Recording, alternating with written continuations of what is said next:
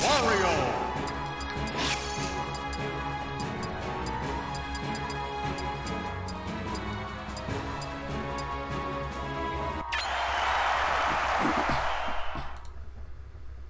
Versus Zelda and Ganondorf.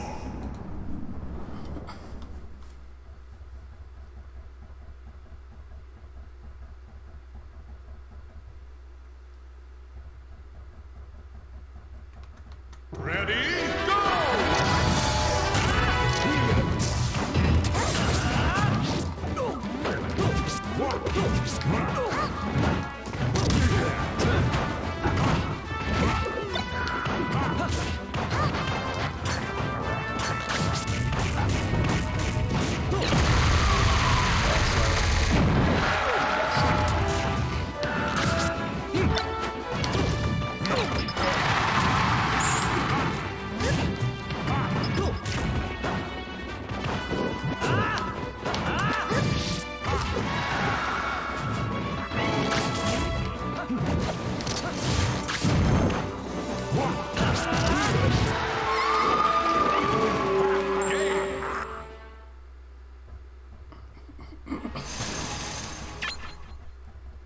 Versus Donkey Kong. Wario feels a little different Go! compared to what I'm used to before now. Not that much different.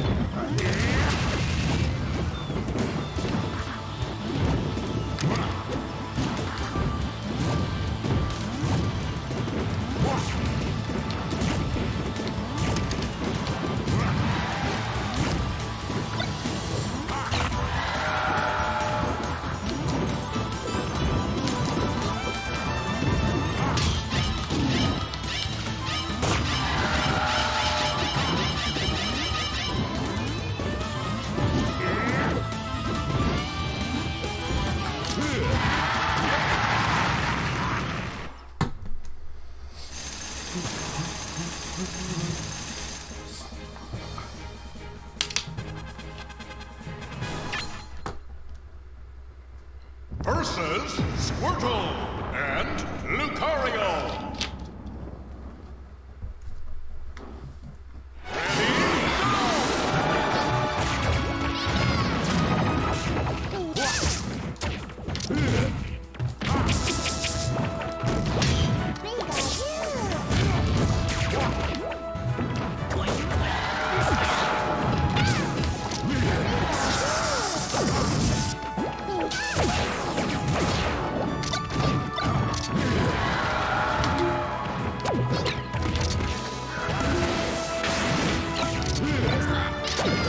Down smash costs 400.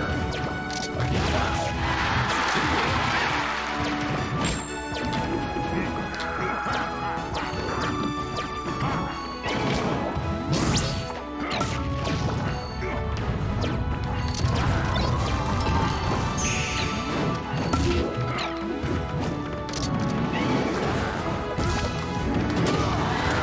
Good old tripping.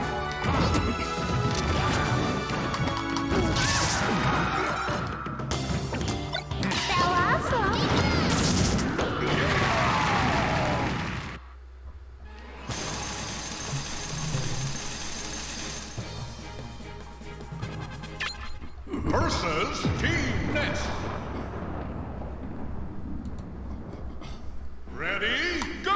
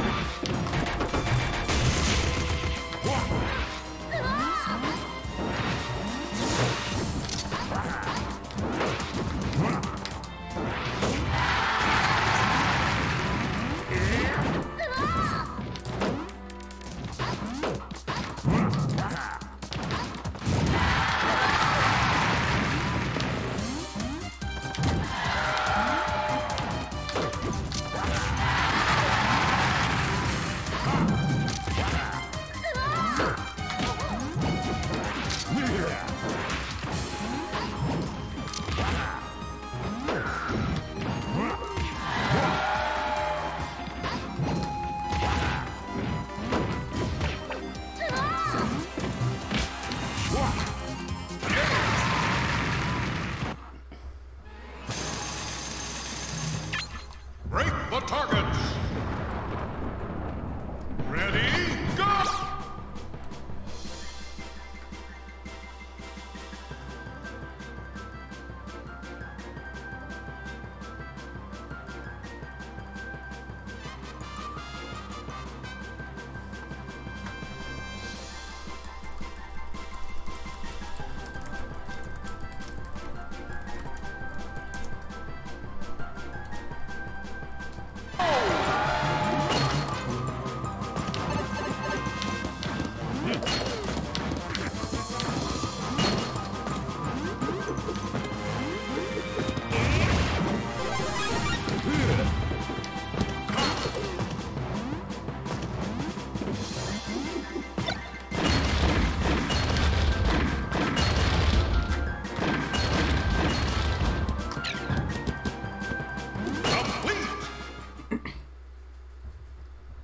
Hey, Blue.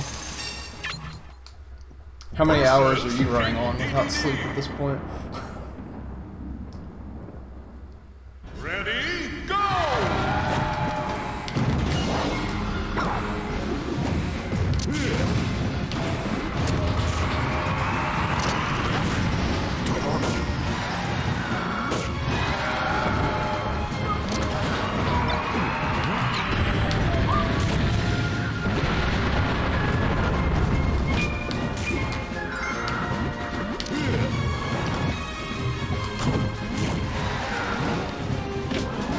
Well, I would say you succeeded.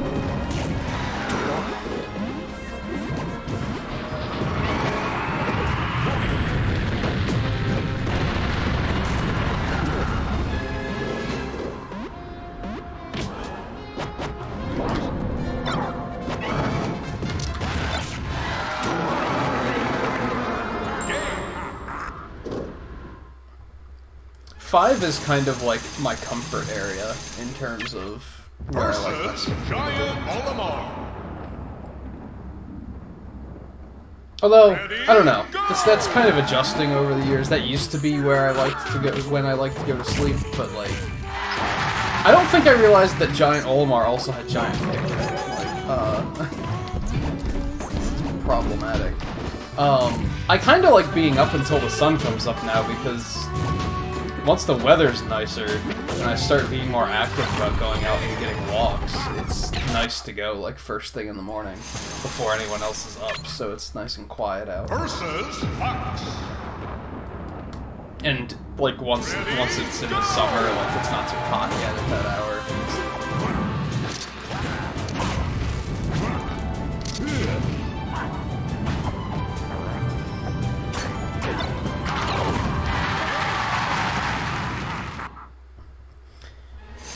So I'm mostly just trying to get done,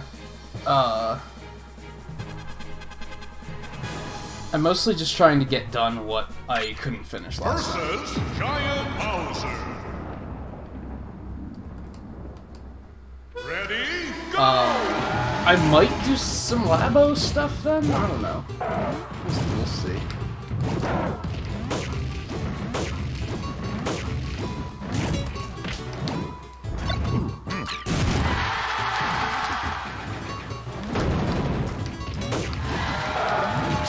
So I realized that one of the modes that I thought you couldn't play on the TV screen, you actually can. So I was like, oh, I can play that too, cool.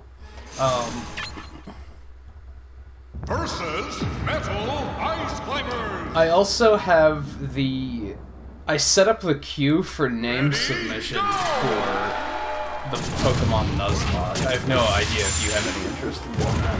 I'll probably talk more about it when/if Raph gets here.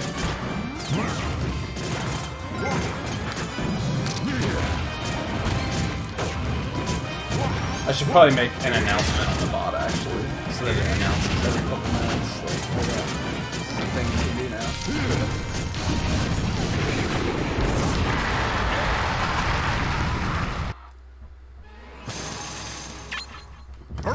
Because I did make the layout for the Nuzlocke last night. Ready, go! I'm still not sure when I'm gonna start it. I don't know. I'm still thinking about potential scheduling this week.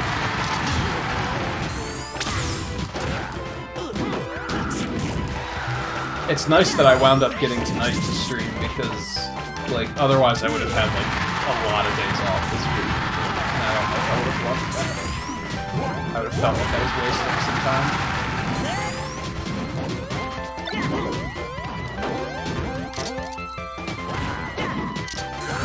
I am currently thinking Splatoon tomorrow, though.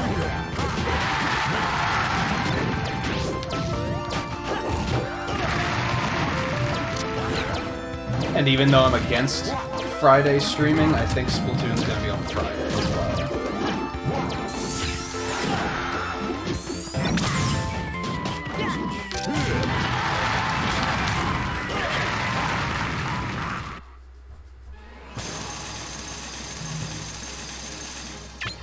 Break the targets. Ready, go! That's dumb. Why did I do that?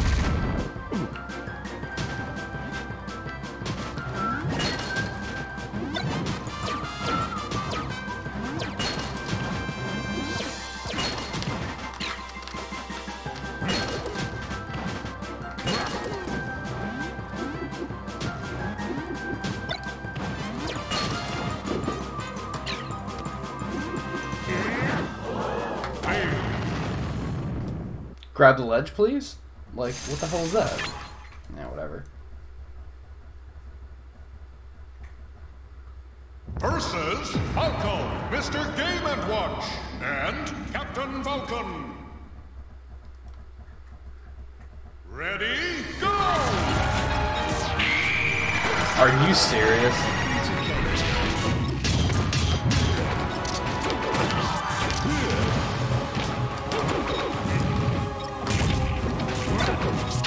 Hey TNB, how's it going?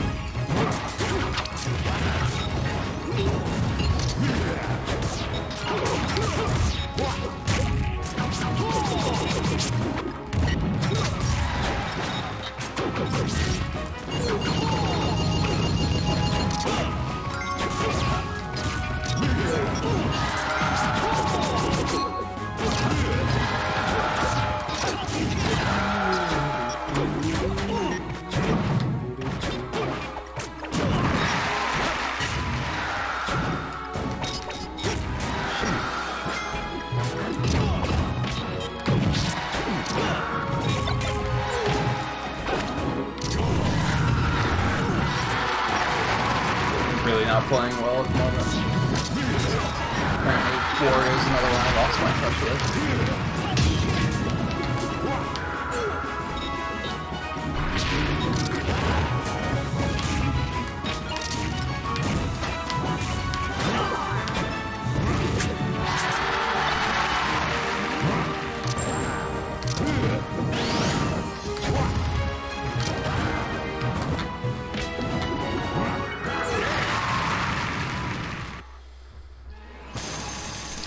TNB, you have Smash 4 on Wii U, correct? I think I remember you talking to somebody about playing it one night.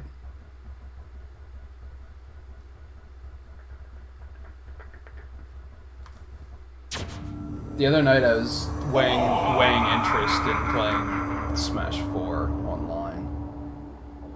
Just trying to remember. I think most people who have mentioned having Smash 4 have it on 3DS though, so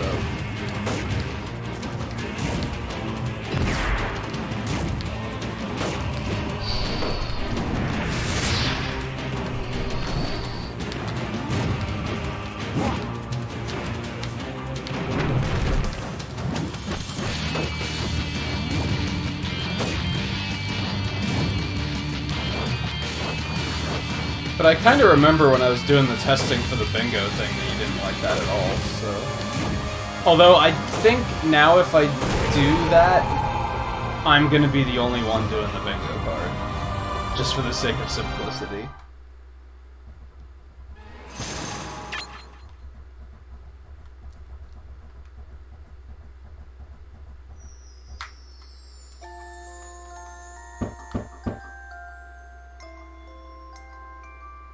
I mean, it'll be a case of, like, oh, if anyone wants to play along at home, that's fine, but... I don't know if I'm going to try to keep track of up to 4 players on different bingo cards. I think that seems just unrealistic in every way.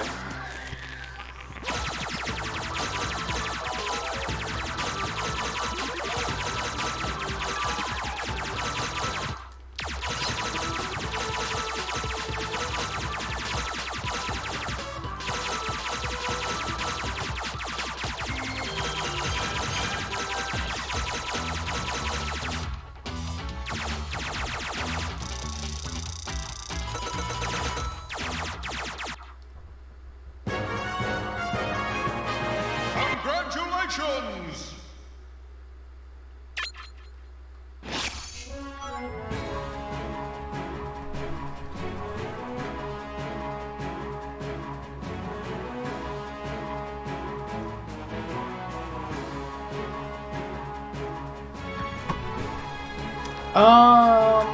You know, I don't think I actually got a whole lot out of doing a classic clear. I thought I would have gotten a little bit more to do more on that. So I think I might go back to versus. I think that's gonna be more fun.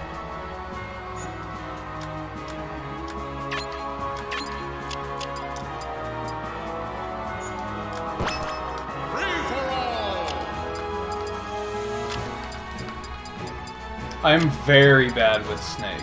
I'll just point that out. I'm totally fine with playing him for a match or two, but that's why I put off unlocking him for so long, because I'm not good with Snake.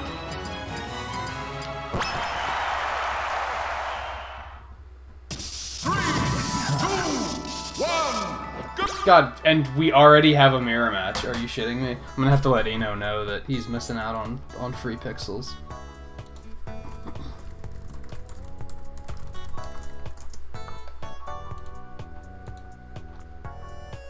Boop.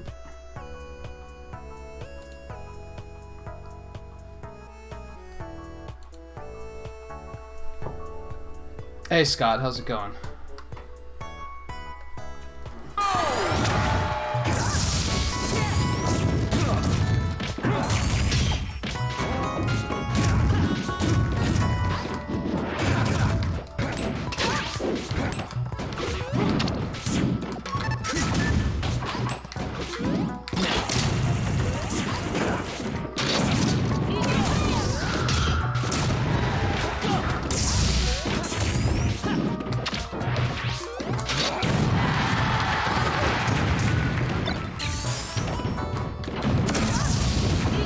Oh, I'm sure it will be blue. The weird thing about last night is that, like, in the last, like, 2 hours, we had, like, no mirror matches at all. Like, it was all in the beginning part of the night.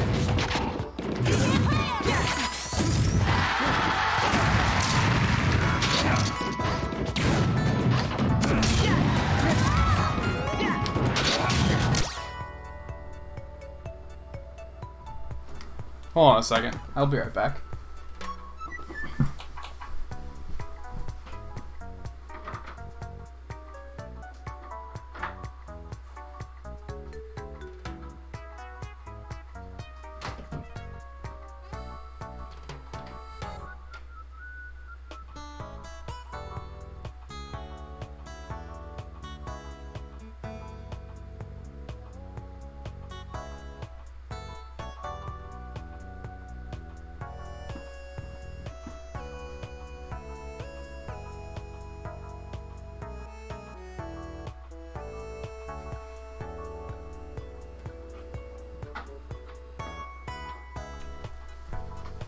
Sorry about that. I thought I heard somebody outside. I was like, who the hell? Like, not expecting anyone.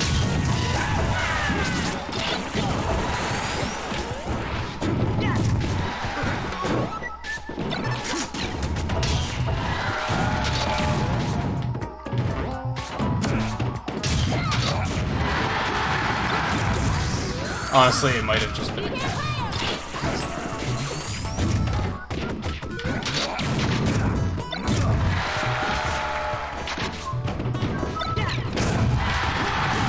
Well,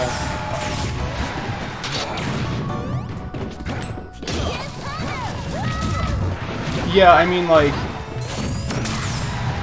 I have a cat, so, and I know there are a few, not strays in the neighborhood, but, like, a lot of people around here have outside cats, and ours is not outside, because she is inside. But a lot of the neighborhood cats will stop by on the porch. Our front door is it's like a glass door, so there's like no hiding the fact.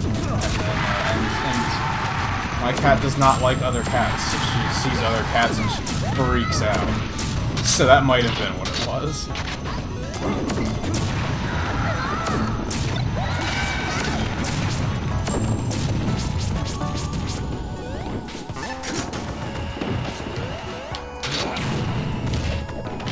Hey, Sonic Runner, how's it going? 5,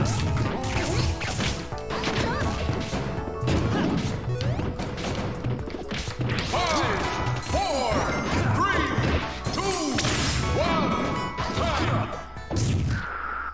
I think I did pretty decently. The winner is... I'm done here. Yeah, 6 kills isn't bad, considering I have no idea how to use this character.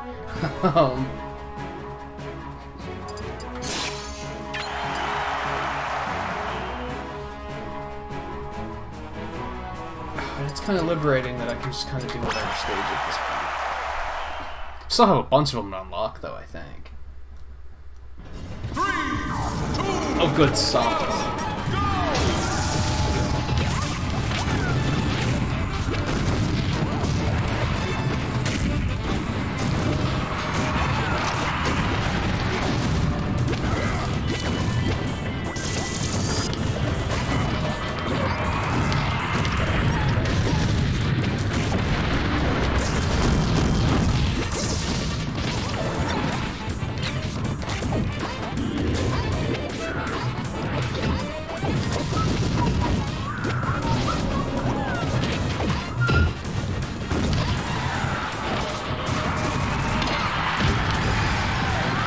I don't know what you mean. What do you mean it's missing a Pokemon?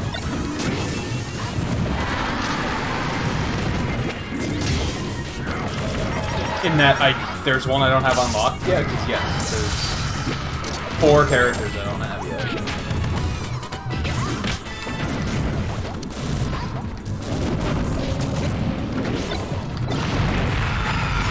Well, that was a thing.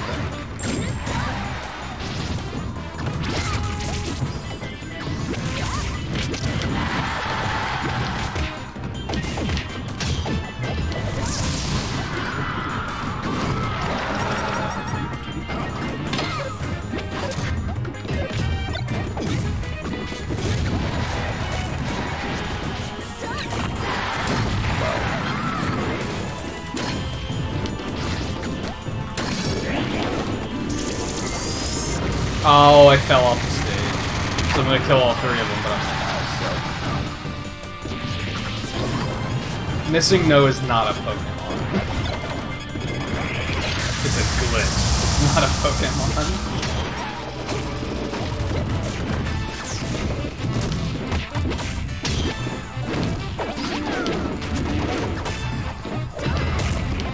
Missing a Pokemon would be the fact that, like, for 10 years you couldn't get Celebi in it.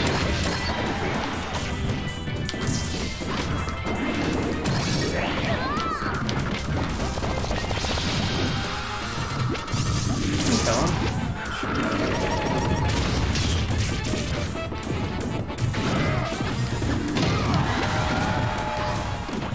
Although they just, like, last week announced, like, a brand new legendary in one of Ultra Sun and Ultra Moon that, like, wasn't there before. So there's probably a lot of stuff missing that we just don't know about yet. Data miners probably know, but where's the fun in that?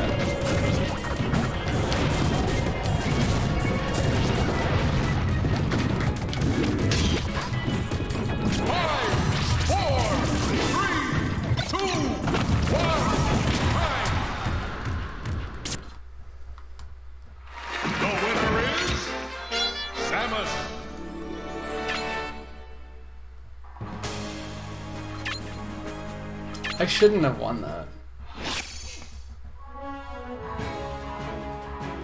I'm gonna continue to just stick with random and for increased chances of mirror matches for funsies. Oh god.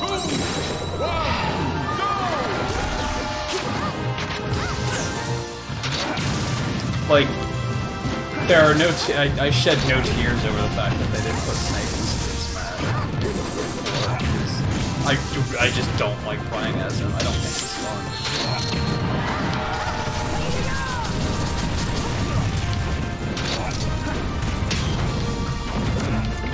And of course, like, again, this is why I put off unlocking him for the longest time. I knew I was going to get him random constantly.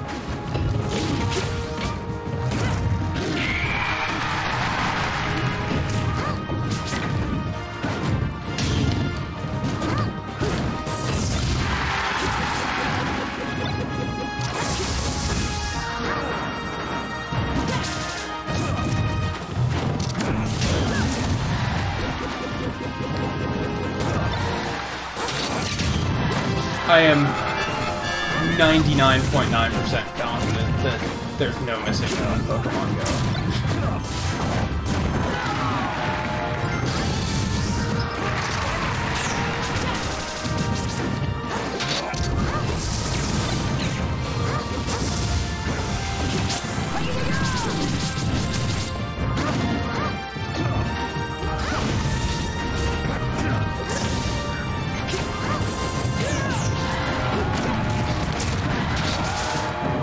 I feel like the only reason I won that one with Snake earlier is like I accidentally won it, and now that I'm like trying to do well with him, I just can't do anything.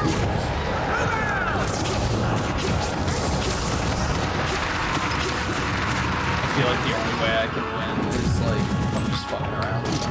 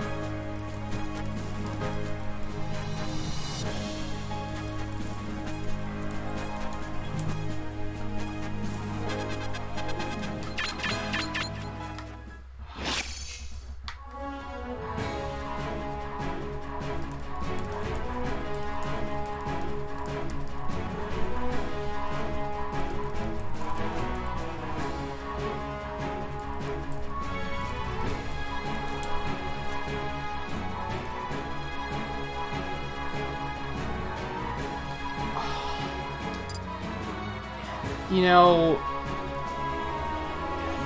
like, TNB, you're just gonna pick, like, every character I hate tonight, aren't you?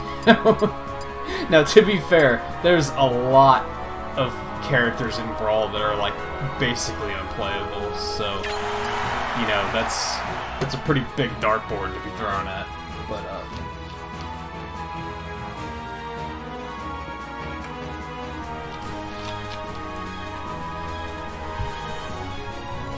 but I mean, I don't know, in ways it's better than playing random, so it's kind of weird. Like, something I don't like about my camera is that since it's on my, it's just my laptop camera, which is why it sucks. But, it's like, it's never aligned correctly. Whenever I resituate in my chair, I have to, like, adjust it. Because it's at a weird angle.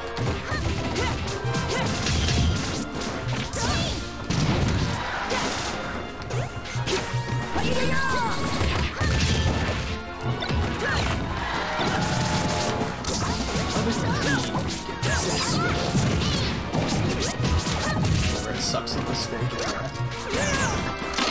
Well, that's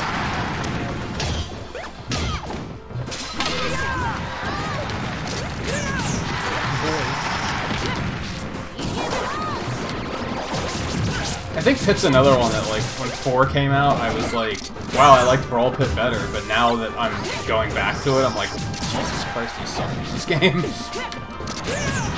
Way better in 4.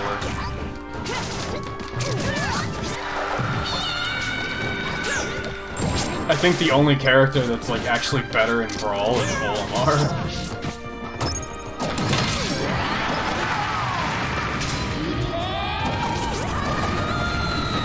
Like, even though Brawl had a lot of cool new characters, I feel like most of them suck.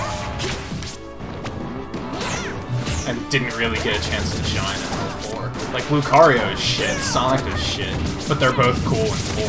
Like, Rob is garbage, but he's good in 4.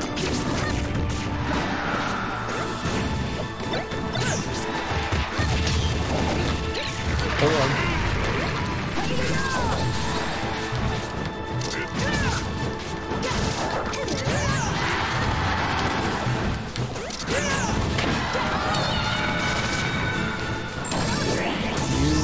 Son of a bitch. Come on! Just use it. That's one I'm not interested in chasing after to try and stop it. To try and break it out of him. It just means I'm gonna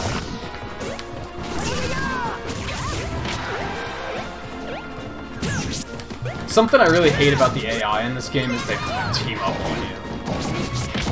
Like, is anybody else noticing that since I'm at a high health, they're, like, not fighting each other, they're just coming straight at me?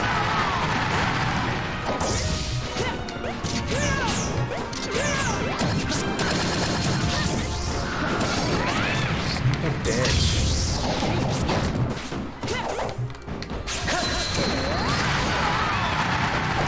That's why I try not to fight somebody that has that shit.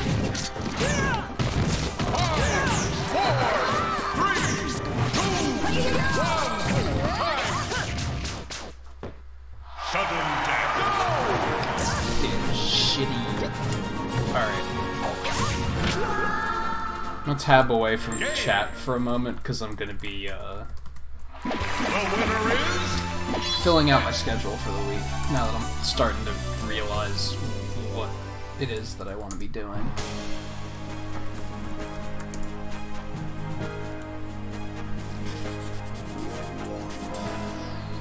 I'm just not sure if I want to do...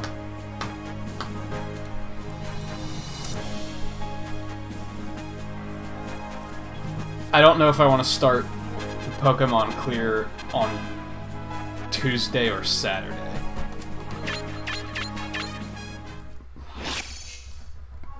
Got no idea.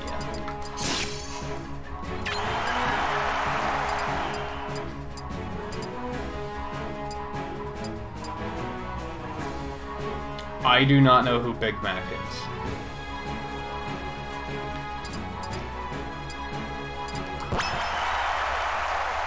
I kind of want to assume you mean Little Mac, but Little Mac is not in this game.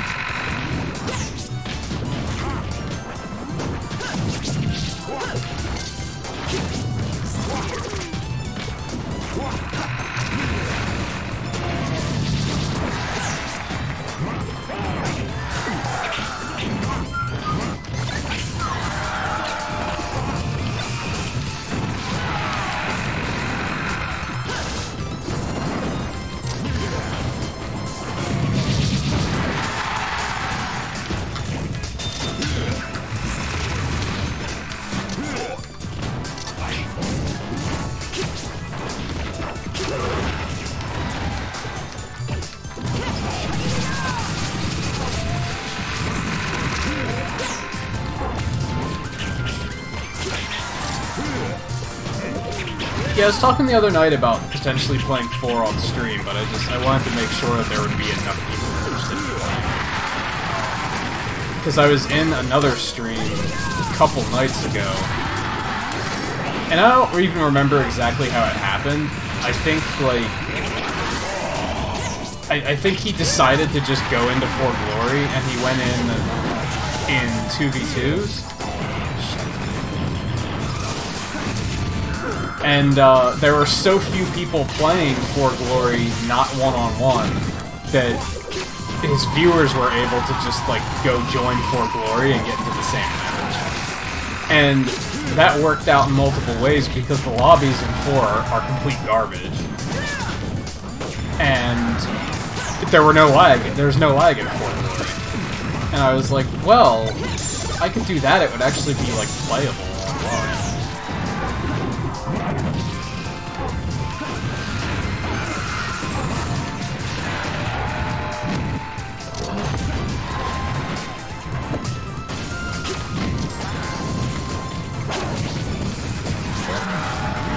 But I don't know, it's not something huge on my priority list because, to be blunt, I know a lot of people play a game like this in very annoying ways, so I don't know if I'm going to have the patience for it. Like, if I get one of those Bowser, if somebody picks Bowser, it does nothing but his fucking body slam.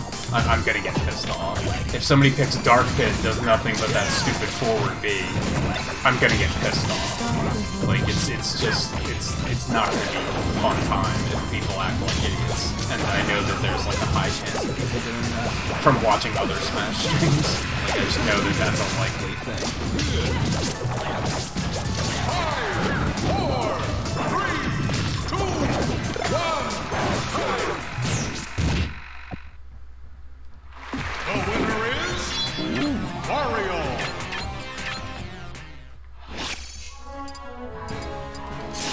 Why not do 4? I'm gonna play Wario. Why though? I mean, I'm not saying it's I feel like it's more likely that I'm not going to play it than it is that I'm gonna play it at the moment. But I'm still curious, like, just why you're saying no.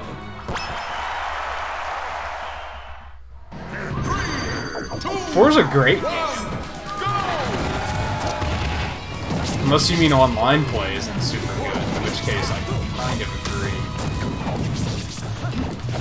I think the fact that you can get into For Glory that way because of so few players is kind of what makes it work. Because the like, friend lobbies in Smash 4 are complete trash.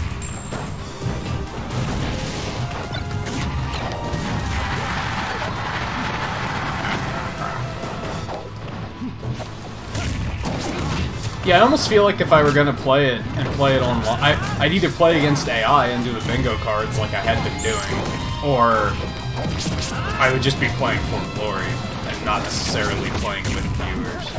That game just isn't stream friendly. It's kind of upsetting, really. Because it's a good game and I would be interested in playing it more. Especially since I haven't, like, seriously played it in a very long time.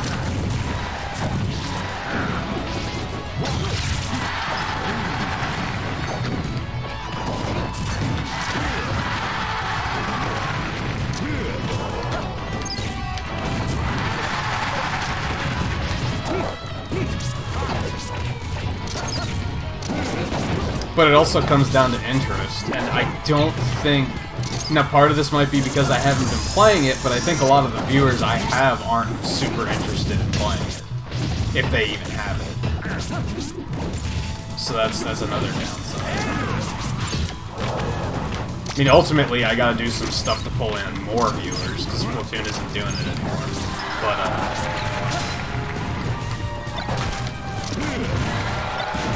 I'm also very much making decisions from the standpoint of what are the viewers I do have, what do they want to see? Because that is also important.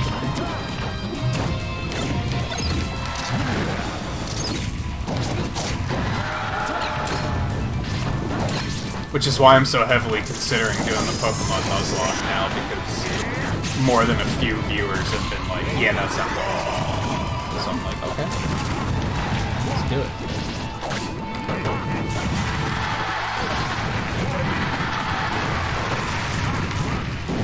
I have to.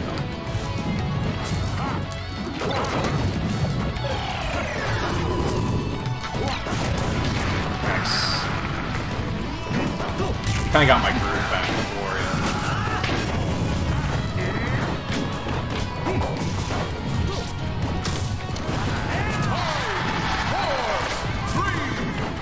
it. There was somebody here last night wanting me to play Brawl online with them, and I was like, are you fucking crazy? Like, one, I don't think the Wii servers are there anymore. Two, Brawl's online was a fucking joke. Like, just period.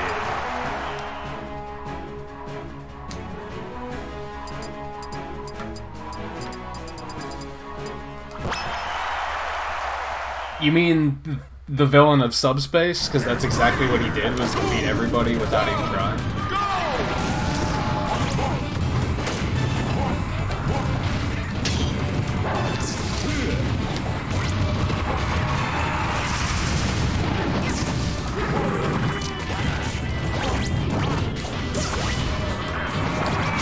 I mean, I guess he did to an extent, because the way he did it was like something he had to recharge from afterwards.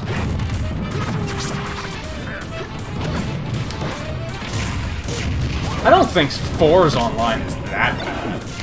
It's just friend matches. From what I've seen, 4 Glory is like pretty decent.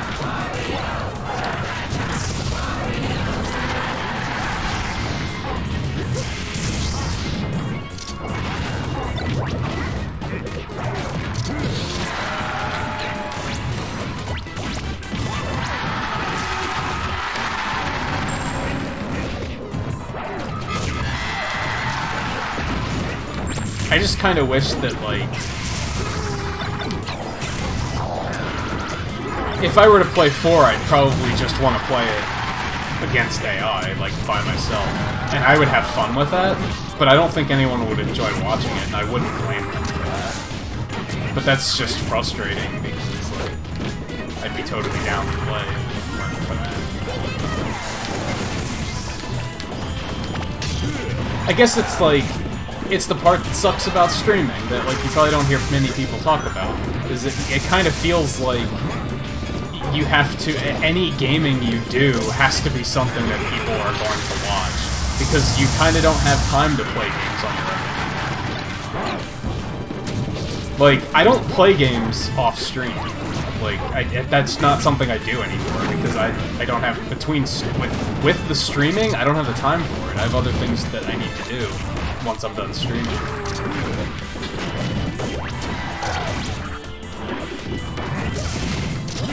So, like, ideally, I'd have enough viewers that are here no matter what I play that I can just play it and not worry about whether or not people are going to watch. That's kind of like the end game, I guess. I don't need to have tens of thousands of subscribers or anything. But I'd like to have, like, you know, a couple dozen people that will pretty much tune in and watch, like, anything. Like, that would be cool and fun to me.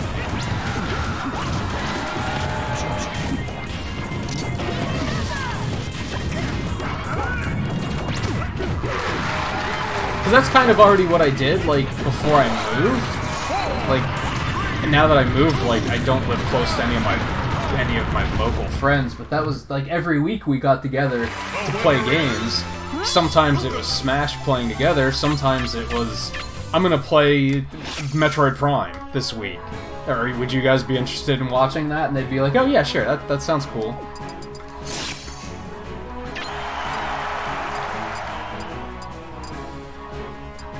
But here I feel a little bit more like, I feel like I have to think it through a little bit more. 3, 2, 1,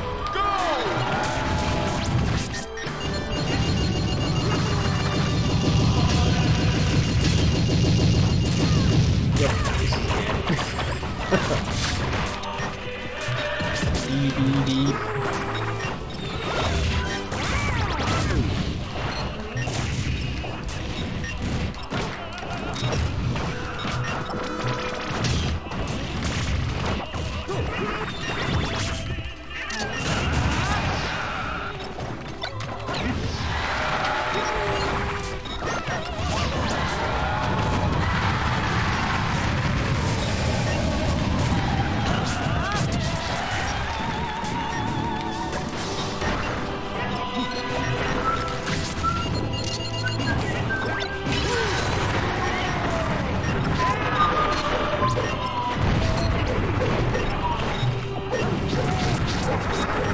that was... I almost talked myself out of getting Labo solely for that reason, though, because I was like, well, this isn't going to be very streamable, so that's basically just me time gaming, of which I don't make a lot of time to do anymore. Like, don't even get me started on my list of movies I need to watch that I don't have time to do.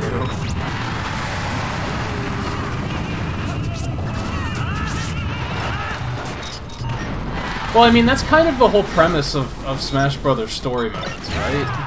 Is like, in 64, the premise was it was just some kid playing with his action figures, and then they kind of took that further in Melee, and like the Master Hand is that kid. And then I think Brawl was like, yeah, okay, the kid's getting a little bit older now, and stuff's getting darker and edgier. And he's still letting his imagination run wild. Ultimately, Taboo was him saying, like, what if there was this villain that was so strong that he could defeat even me, as the person imagining this whole thing going on.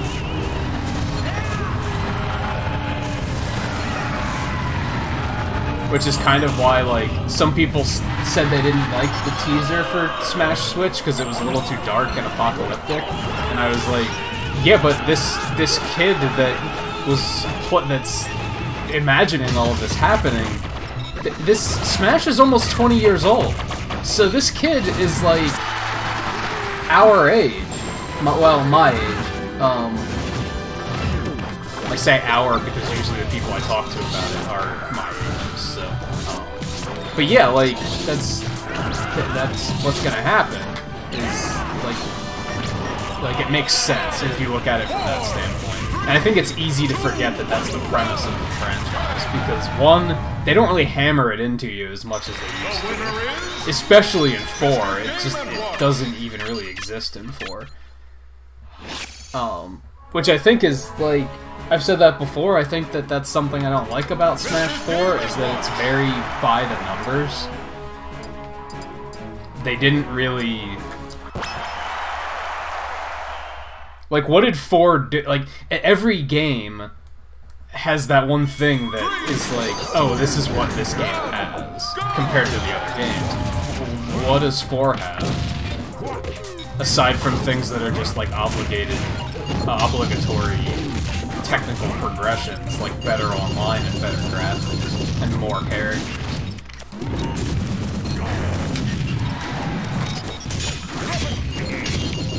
Which, so, therefore, like, my hope with Smash Switch is just that there's more stuff. That there's just more to do. I want it to be more like Brawl, because Brawl has so much to do.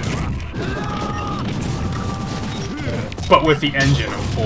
Like, if they just copied over... Like, the engine... 4's engine is really good, so if they just copied that over, and then just added more stuff to do, we'd have a hell of a game on our hands.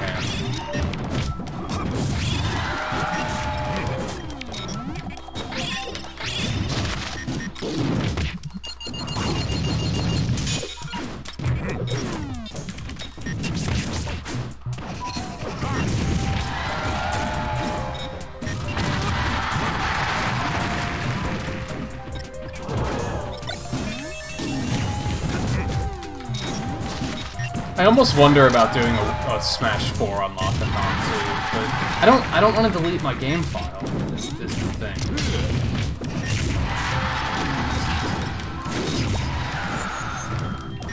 And there's not a lot. It wouldn't be an Unlockathon so much as watch me complete all the challenges. And some of the challenges are a huge pain in the ass, so I don't think I'd have fun with it.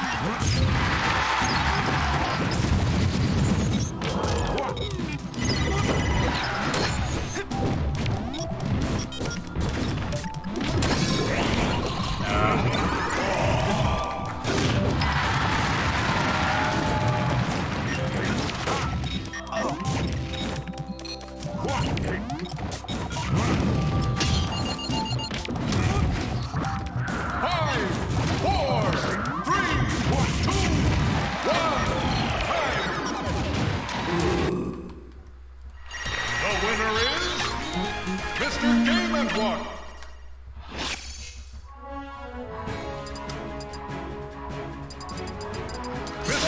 I tend to do 3 matches, or until I lose. I'm like kind of so on autopilot that it's easy to forget just how many I've done now. 3, 2, 1, go! I should probably set a time limit for myself and say that, like, okay, at 10 o'clock I'm gonna go spend my coins to get more trophies and stuff, see what I can get done. So maybe I'll go do some more classic.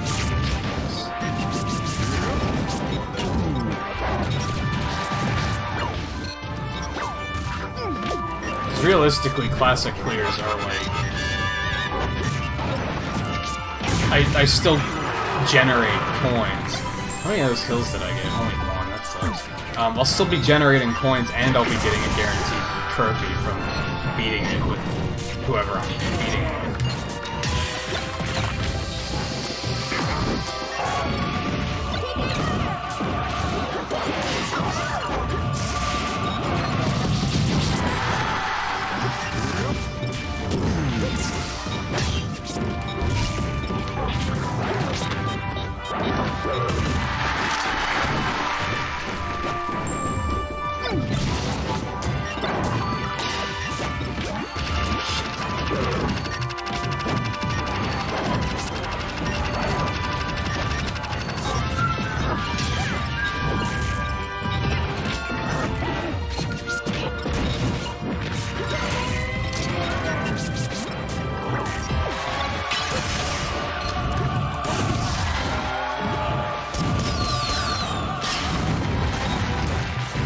I guess I just steer towards versus mode matches because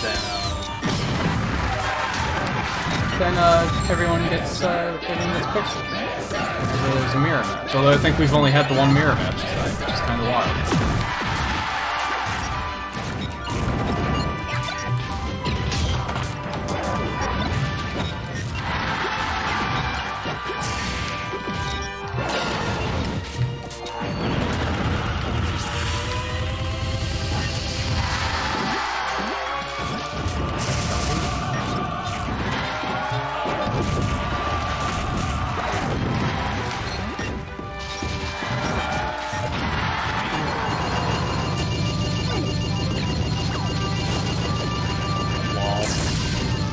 Ah, shit.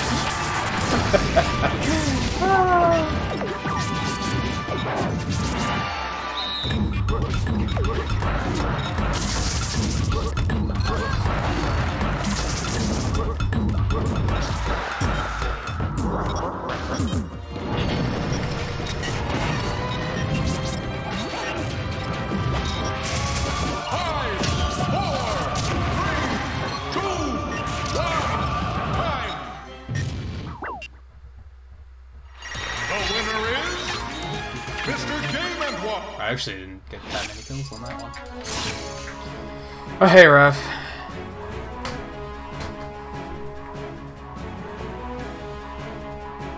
I'm alright. I enjoyed sleeping in today. So I'm kind of, like, not completely alert because I slept too much, but I was also kind of needing to catch up on sleep a little bit. So that's why I started later.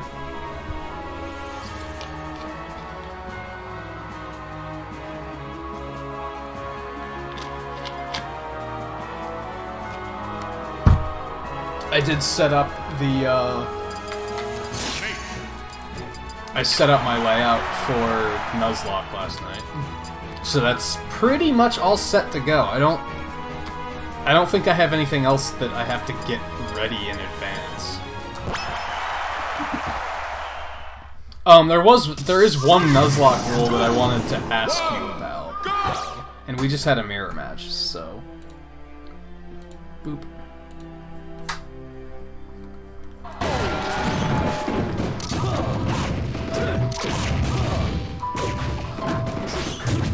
Yeah, I think a Nuzlocke is the first thing in a while that I've mentioned that people have actually been like, oh, that sounds cool.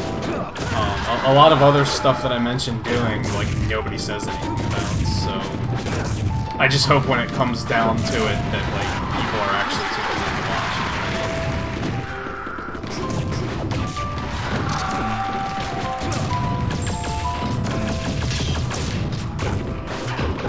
And hey, Sierra, how's it going? How's ARMS going? I was sad that I tried out the test punch and I didn't really care for ARMS. Because, like, I really wanted to put my hand to it. I was like, I just don't think this is the game for me.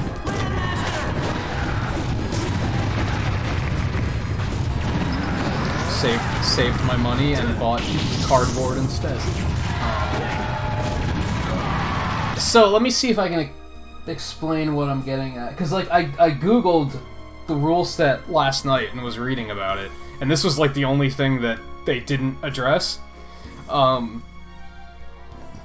say you're going about your business, and you have a team of 6, and then, like, you get to the next route, so you capture, like, the 7th person for your team. And that clearly goes into the storage system. But, like, is it considered that you can only pull that 7th out if one of your current 6 faints? Or can you swap around between anyone you have in the boxes freely?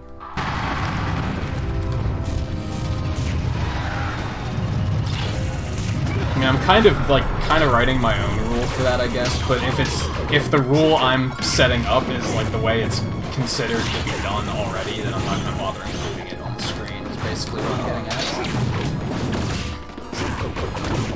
Because I think what I'm gonna do is, I call it the type clause, where, like, I won't switch just whenever the hell, but if I wind up with 2 grass types, then I'm gonna switch one of them out to use something else. Otherwise, I'll use them in order of when I get them. That's how I've done it in the past. But I think... I don't know, one of the games I tried, I got, like, 3 grass types. So I was like, this is silly, I'm not using 3 grass types. And hey, Blue, welcome back. How was it? What was for dinner?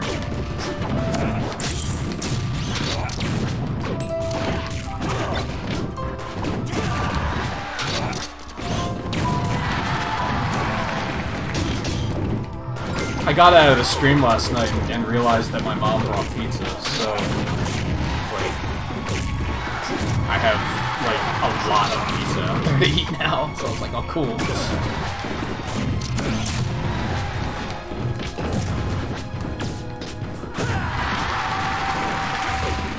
Yeah, see, that's what I was wondering, because I didn't do that in the Nuzlocks I have done. I've dealt with the team that has been dealt to me.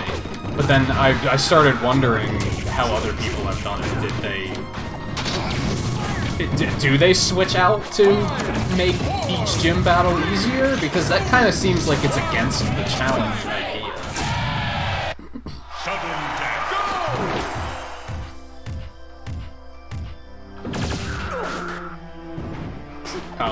So I think that's what I'm gonna do. Like, okay, I'll use the first 6 I get.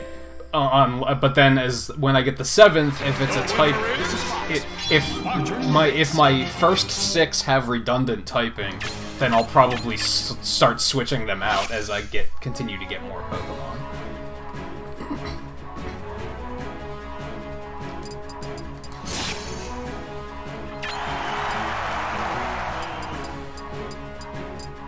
I feel like that's kind of like the best of both worlds, I guess. 3, 2, Good pit. 1, go!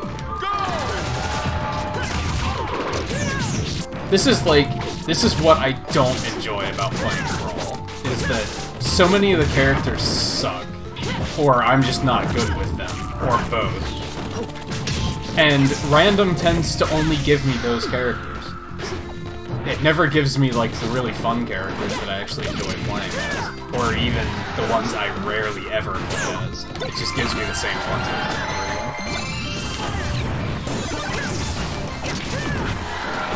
Like, have I gotten anyone other than Pit and Snake tonight? I don't think so. I got Wario once.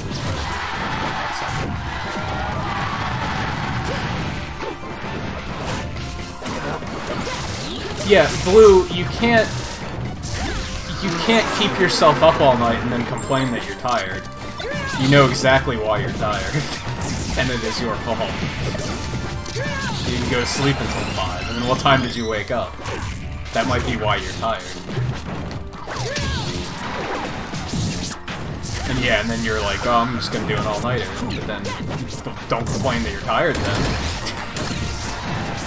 As if it's not your fault.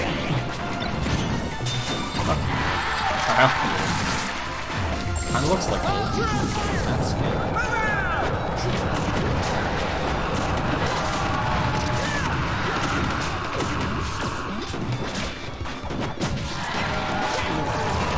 You were far too young to have depression, by the way. Like, outright depression. You might have the beginnings of it, but...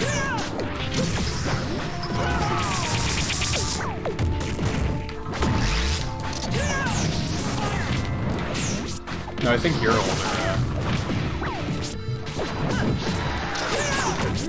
Like, even though I look back at, like, some of my school years and think, like, oh, like, yeah, I was pretty depressed. But ultimately, that was nothing compared to the shit I dealt with in, like, my mid-20s, so... And even my early 30s. My life kind of fell apart when I hit 30.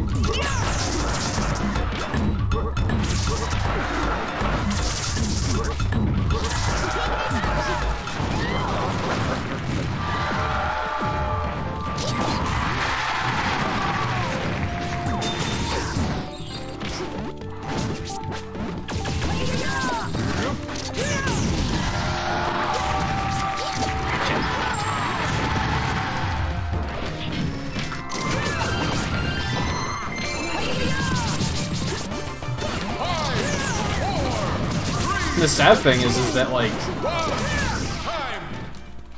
at that age, there's not a whole lot you can do to fix anything, which really sucks. Like, that sucks if your dad is being difficult, but it's like, unfortunately, you kind of got to deal with it until you can actually, until you're old enough to actually get out of there.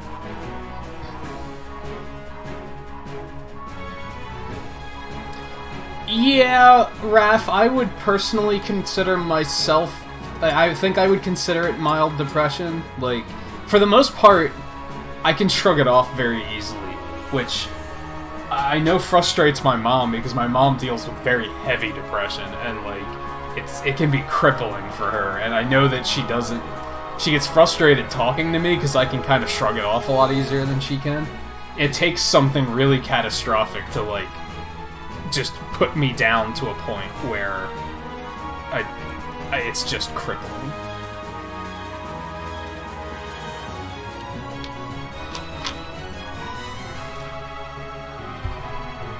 And even when it does hit me that hard, I usually get over it in like a day or two. It usually doesn't last very long.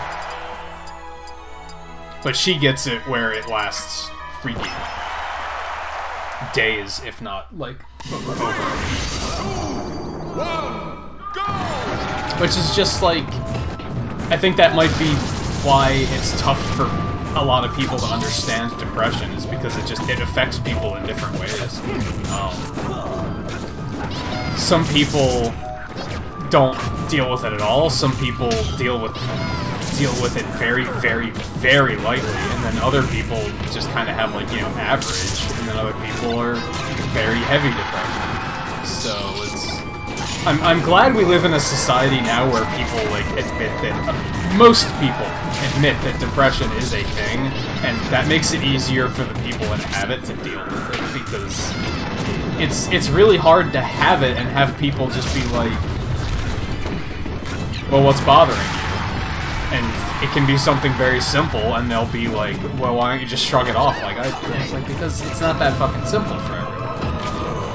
But for the most part, I feel like most people get that these days, which is nice, because it makes it very easier. It makes it not very easier, but it makes it easier to deal with for the people. I think another example are like migraine headaches, because a lot of people have never suffered from a migraine headache, and therefore whenever they talk to somebody that has a migraine, they're like, oh, big deal, you have a headache. Like, shrug it off. It's like, no, you don't realize how bad migraines can be. They can be very bad. And again, I think people are getting better at understanding that within the last couple of years. Either that or the people that have it are starting to, like, speak out a little bit more and be like, no, it's not, it's way worse than that. Anyway, venting, not paying attention to, chat. I think level 7s are pretty comfortable. I think at level 8 and 9, that's when they're gonna start getting frustrating. I typically only go up to level 7 and 4 as well, because, like, it doesn't make them harder, it just makes them that they read all your inputs and dodge with, like, such inhuman timing that it's impossible to hit them. It's like, it's not actually more challenging, it's just, you have to be more aggressive than normal.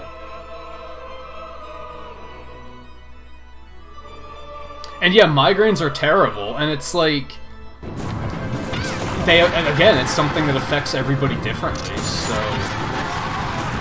I had a summer, like, many years ago where, like, every single day I had a migraine so bad that my head was spinning, my vision was blurry, like, I was just in bed every single day, because it was just crippling. I haven't had one that bad in a very long time, knock wood. But I know that it can be that bad.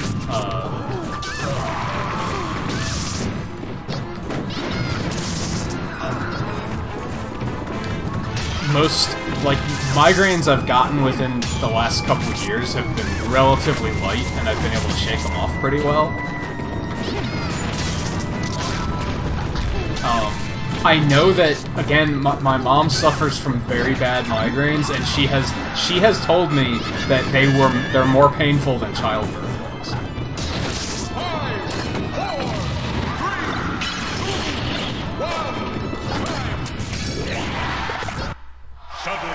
And yeah, you don't want to suffer from a migraine. They're bad. They're bad. They can be bad. A lot of people will just get a bad headache and they'll be like, oh, I have a migraine. No, no, no, no.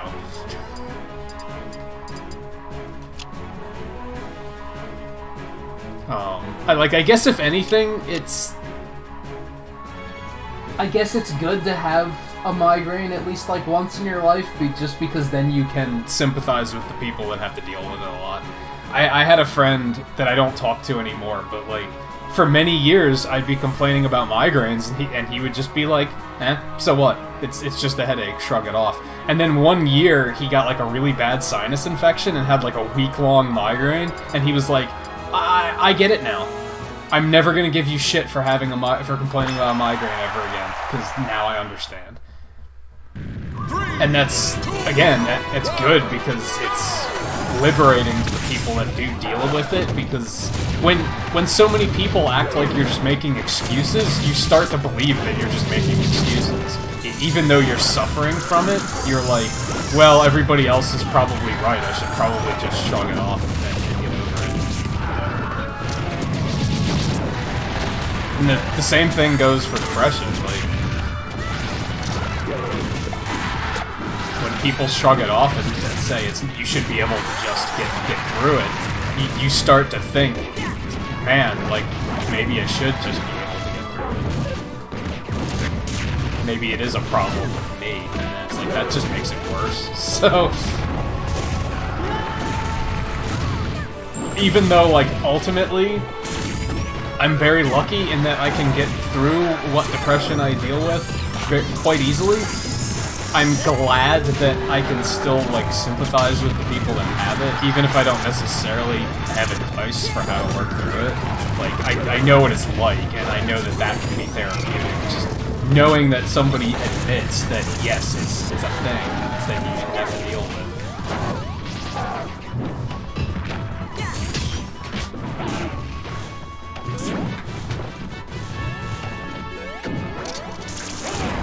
It's one of those things, kind of like bullying, where it's like ultimately I didn't have it as bad as other people have, but and like I think it's healthy for people just to know that there are people that deal with problems like this. It's not just them. Damn it. Yeah, exactly. And to an extent, I get it.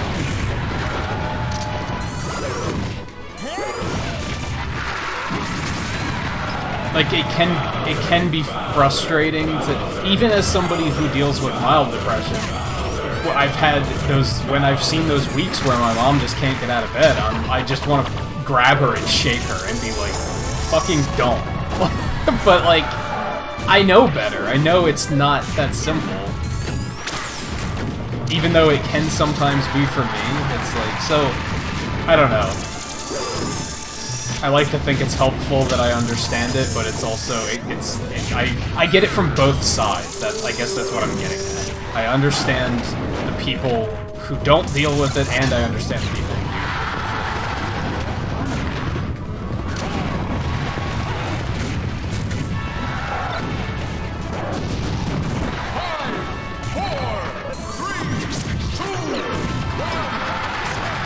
Well,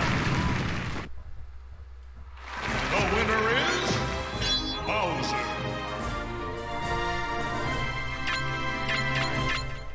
bullies is a pretty... bullying is basically people that don't feel good about themselves trying to make themselves feel better. Like, that's where the split comes, because I think every person goes through a point in their life where they don't feel good about themselves. And then there's two different paths you can take. You can either go down the path of that's my problem, that I don't feel good about myself, or you can go down the path of I'm gonna make that everybody else's problem because then I'll feel better about myself. And that's the bullying route. Like, typically they don't feel great about themselves either. They might deal with depression of some sort. It's just they're channeling it the wrong way.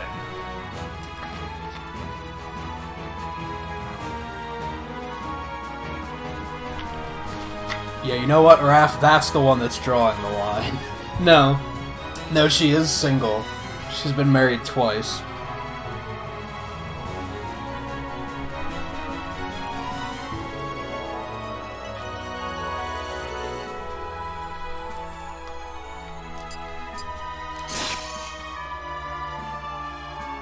No, I'm pretty open about, like, details about my life.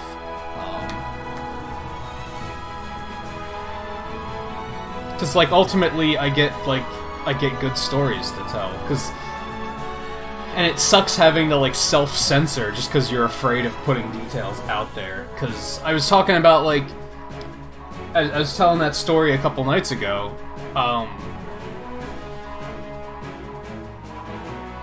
Was I being sarcastic about what? Which part? I know I have a problem with that, where, like, I'm so dry that sometimes my sarcasm doesn't read correctly. Oh yeah, I was being sarcastic. I mean, like, it's one of those things where... I mean, like, I'm older, so it's different, but, like, my mom and my dad got divorced when I was, like, 13. So, like, I don't know. People having parents that aren't still together, that's a completely normal thing. So it's, like, it's not like I'm ashamed of that or anything. I don't think she's ashamed of it. I know at times she kind of is, but at other times she's, like, no, there's so many people that are divorced and shit that, like, it's not that abnormal. Now, when she was a kid, it was super fucking not normal. Like, she's told me stories about... Because her parents were divorced when she was, like, 8. To the point... Maybe even younger than that? To the point where she doesn't even consider her father to be her real father because she's had no exposure to it. And she's told me stories about kids at school, like, treating her... Not treating her differently, but, like... She had a friend once whose parents told her that she couldn't hang out with her because her parents were divorced. And it's like, what the fuck? Like, one, that's not the kid's fault. Two, it's... Well, at that point in time, it probably was a weird thing, because that was probably, like, the 70s?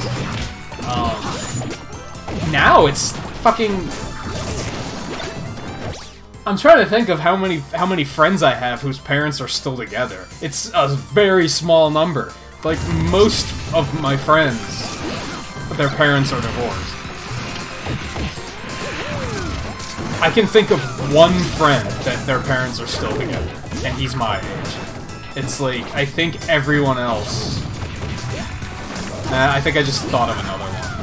But, like, the rest, all their parents are divorced. It's like, that's not that weird. It's a thing that happens.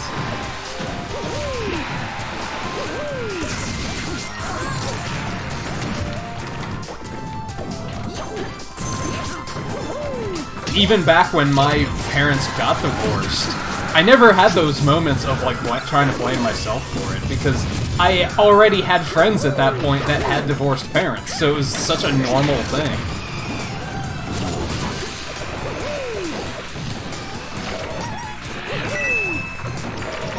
Ah.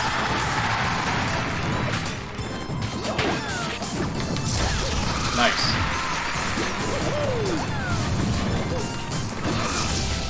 I was gonna say something else too, but I forgot what it was.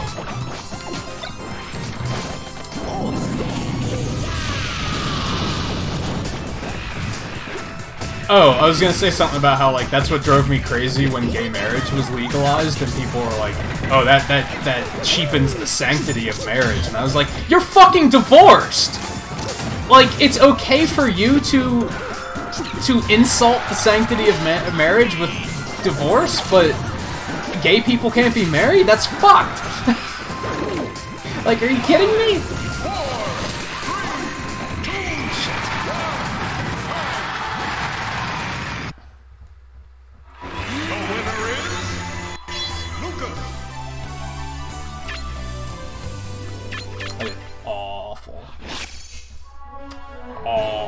Okay, it is almost 10:15, so I'm gonna go... I was gonna stop at 10. Not stop at 10, but I was gonna just spend coins at 10.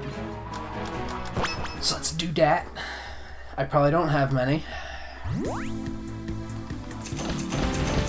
I mean, ultimately, like... Yeah, society is a pain, but it's also, like... It's only a pain because the people who are very vocal are the ones that are wrong.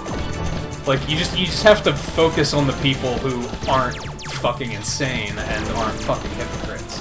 Because there are good people in the world. That's just... You just have to find them.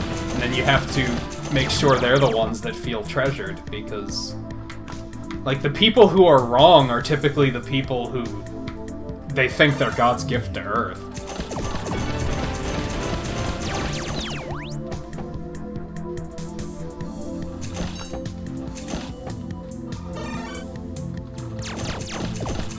That's why I've said things before about how, like, I think I had one night where I was like, I don't feel like streaming, but then I was like, no, I'm still gonna stream because I like hanging out with some of you guys. So, like, I need to make sure to, like, say that more often, because even though it seems silly for a streamer to be grateful for the people that are watching, it's like, but that matters. Like, if you guys weren't hanging out, if nobody was ever hanging out and watching and chatting, I probably wouldn't have stuck with streaming for as long as I had. So, like, even if I'm not making money off of this yet, it's like, like, that's the reason why I keep going, so...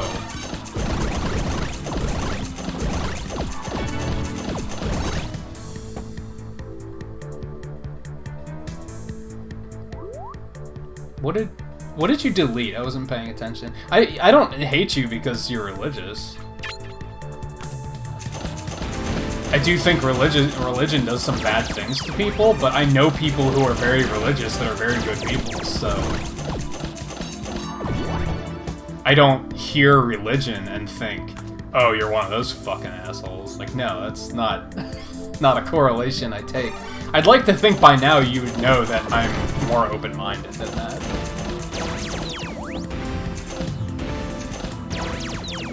Like, I'm personally not religious at all, but, like, ultimately, whatever people want to put their passion into, that's cool. And also, like, you're young, so are you actually religious? Or are you religious because your parents tell you to be religious? Because there's a difference. I'd say you're too young to actually know if you are religious or not. So that would also be foolish for me to hold that against you when it might not even be your choice.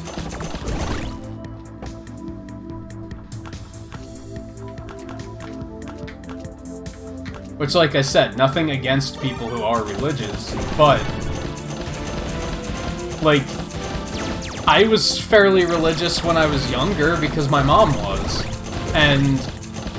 But then as soon as I realized I had a choice, I was like, can I not do this anymore? Like, I don't really care for this. This is kind of whatever. I'd rather sleep in on a Sunday morning, to be totally honest.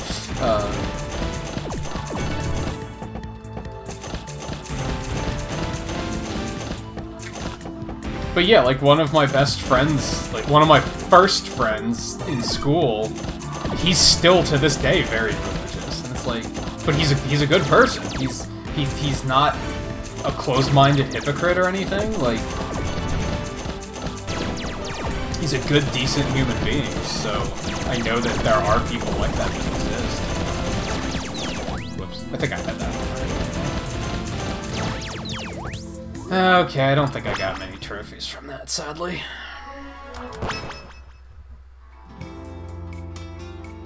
Yeah, like, I've said it before in streams. I don't care what your gender is, what your sexuality is, what your skin tone is. I don't care. I care what type of person you are. And none of those things define what type of person you are.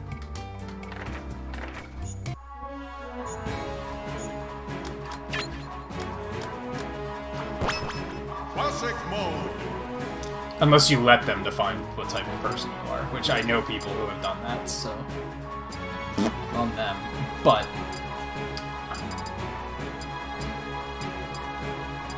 Alright, this is gonna be a bit of a dartboard here, because I've already cleared Classic with like 11 or 12 characters, but let's hear some character requests here. You can even toss out like 3 or 4 characters at once if you want, because that might alleviate the problem of, oh, do Link. Oh, I've already done that.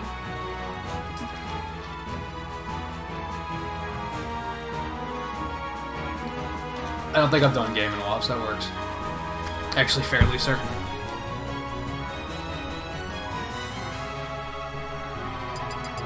Mr. Game & Watch.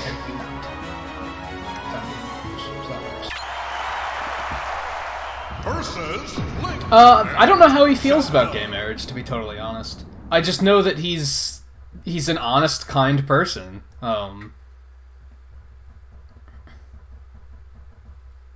Ready, go!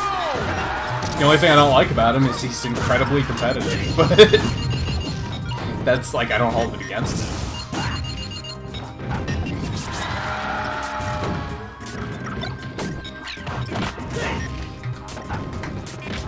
And I don't even consider being competitive to be a bad thing. I'm not competitive, so it's kind of just an incompatibility. But in spite of that, he was still my best friend for how many years, so...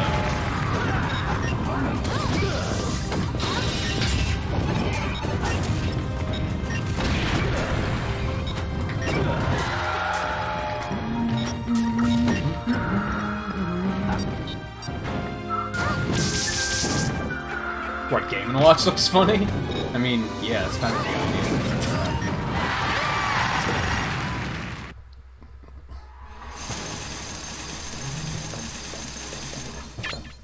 Versus Donkey Kong.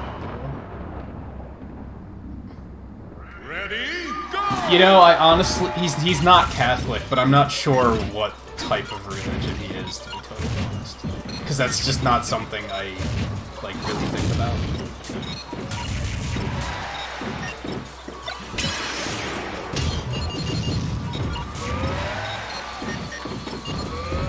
Something that does kind of suck is, like, I have known quite a few people that are religious that were kind of shitty people. And, like, I guess that speaks for my character that I don't hold anything against those religions for those people, because some people would do that. Versus Pikachu and Lucario. Ready, go! Although I shouldn't say shitty. Like, my mom's second husband was not super religious, but his family was Catholic as fuck. And he still was very close-minded, just like his family was. But on the other hand, he was like a gentle person, like he wouldn't ever hurt anyone. He was just very close-minded. Although, I don't know, he did have a bit of a temper.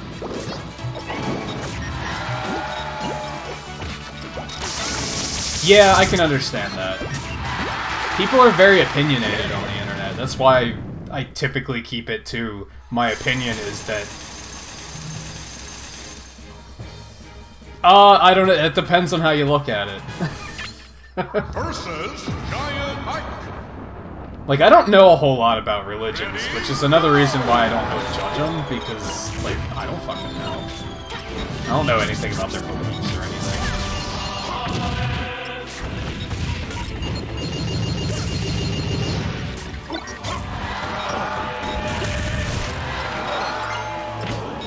I think the only reason I used the term Catholic as fuck is because that's something that he would have... It's a term he would have used to describe his own family. Break the targets. Ready, go!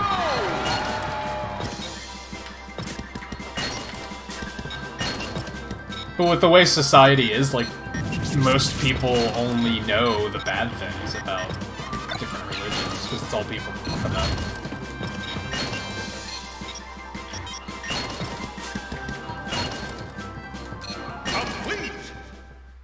That was a decently fast one. But yeah, I understand, like, people are super opinionated on the internet, and religion is just like politics. It's something you typically don't want to get into with people, because you know it's going to turn into a heated argument. Ready, go! Because there are people that have opinions and think other people are entitled to their opinions, and then there's the people who have opinions and think those are the only opinions you're allowed to have. And typically when talking both religion and politics with people on the internet, you're only going to run into those people who are, I'm right, you're wrong. So, yeah, I don't blame you for not really being comfortable talking about it. If I ever have to, like, and as I get bigger, I probably am going to have to, like, make a, like, deliberate set of rules for the channel. But no politics is definitely going to be on there, because I'm not interested in talking politics at all.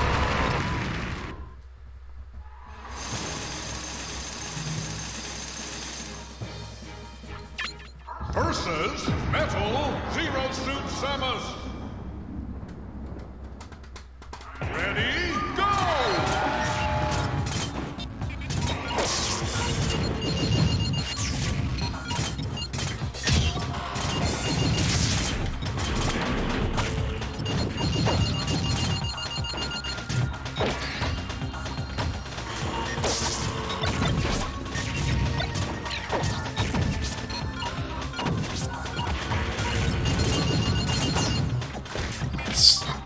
Stuff in regards to Smash stuff, or stuff in regards to religion and stuff? I mean, like I said, that's why I don't really, like, go there with religion and politics, because I don't know what the fuck I'm talking about.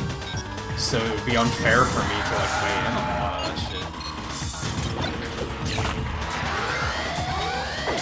Because chances are, I'm gonna be wrong.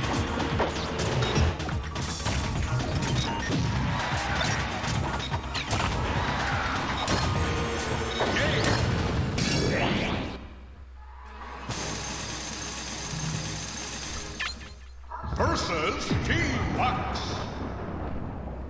Well, I need context on weather because I have no idea what part of the country we're in. The weather is getting nicer here, though.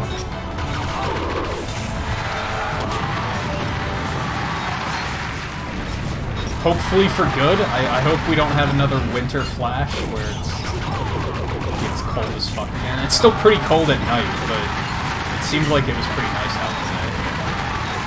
It's a shame I slept through it all.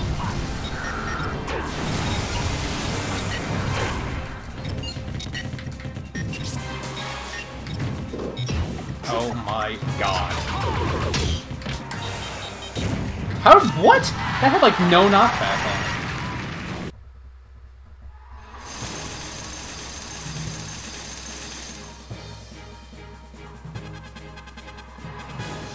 Well, time zone doesn't necessarily mean anything, because I'm in the same time zone as Florida, and that's a completely different climate than what it's like here.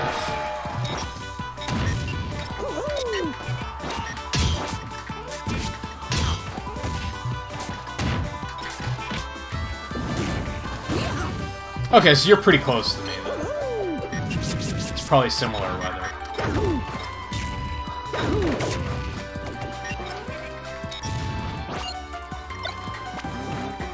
Tripping. You know what? Fuck your face.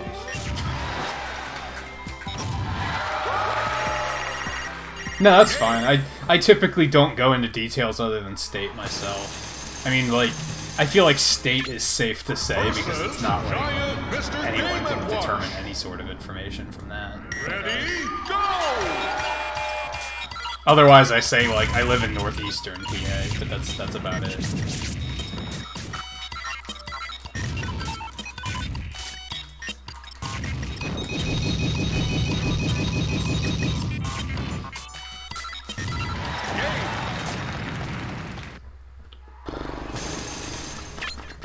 Versus Team Snake. I already forget why I said that. Ready, go! I think it was because he was just jab, jab, jab, jab, jab, and then I put up a block and he immediately grabbed me. Fuck you.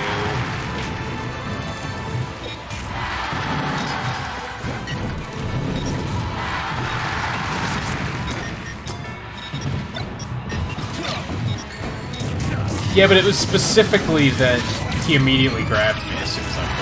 That pissed me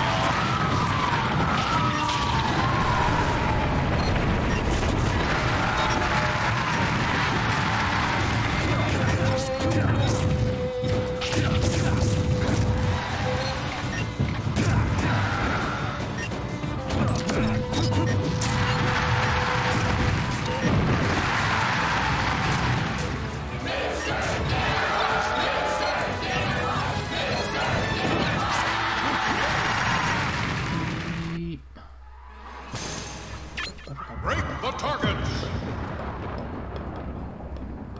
Ready, You know, I had no idea who that guy was when I heard about that. I was like, that sucks, but I have no idea who that is. Shit! But yeah, he was young. Way too young. What happened? I never heard what happened.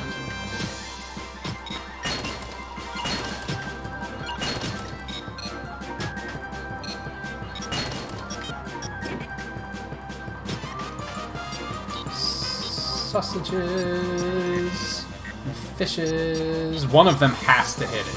Are you kidding me? Oh my god. Oh, that sucks.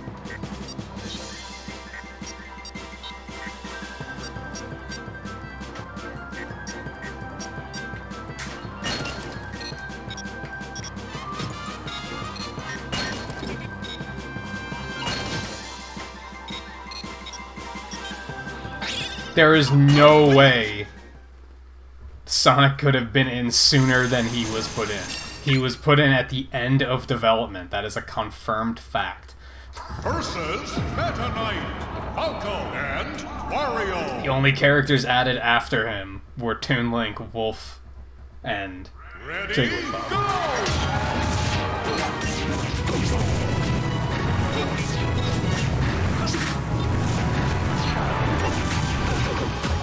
There's that whole rumor that, like, the only reason they even put Sonic in was because they were working on something else that didn't pan out. So it's even kind of... He might have, like, almost not made it. Yeah, I think they were talking about it in Melee, but, like... Or no... I think it was Snake they were talking about in Melee, but it was, like... It was too late in development to actually do it. Because Melee had a very short development cycle, which is why the game's kind of broken. Like, they definitely kind of just, like, shit that game together in like, a year. I think near the end of Melee, that's when Kojima approached about Snake, and they were like, it's too late to do it now.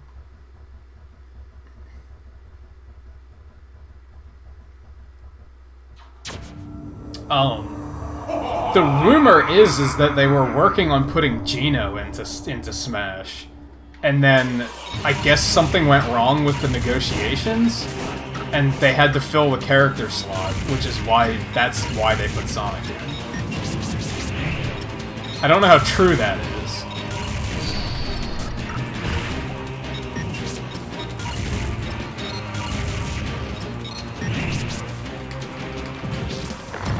I have no idea. I only played Project M like once. I think it does have wave dashing though, because that game, Project M was so. Project M. Have you ever heard the phrase "cut off your nose to spite your face"? That's what Project M was. Like, they basically broke the game just in the favor of making it more like Melee, which is why I don't like it. Yeah, there were a lot of characters planned for Brawl that didn't make the cut. There's that Forbidden 7 or whatever the hell it was called. I think Forbidden 7 is what they were called.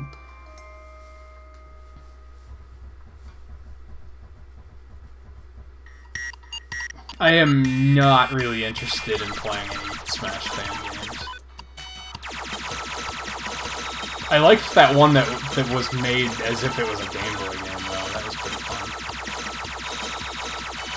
Could have been better than it was, though.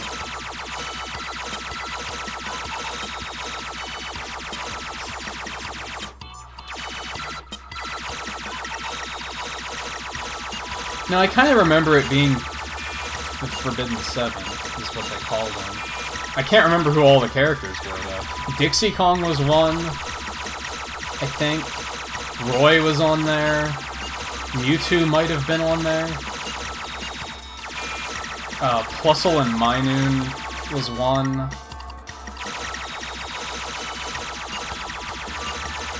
Yeah, and see, that's why I don't want to play any Smash fan games.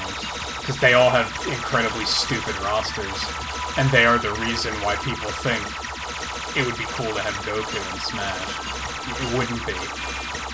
Just because a fan game did it doesn't mean it's a good idea.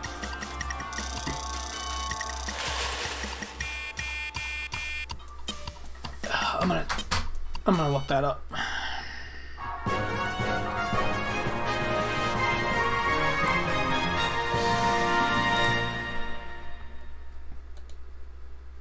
Congratulations!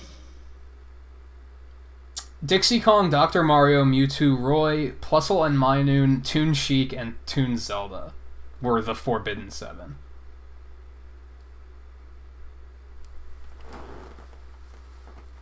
And those are the ones that they found data for them in the game, which is how they came to be.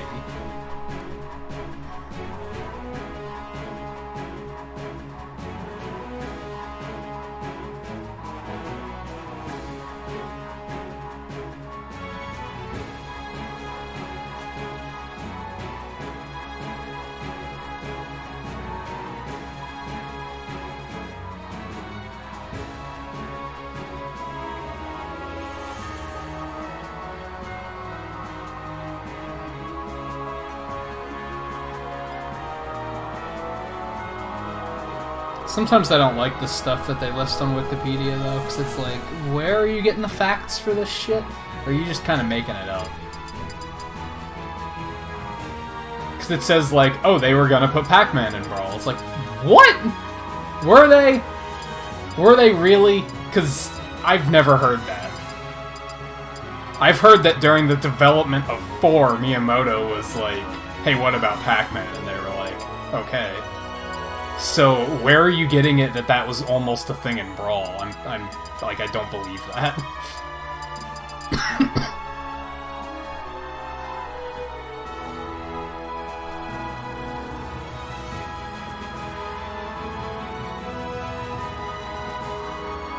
I mean, that's where the 7 come from, or that's what was from data miners, but then there's all this other stuff on the site that's like, where are you getting your information from? I don't know who else I want to play this. Trainer.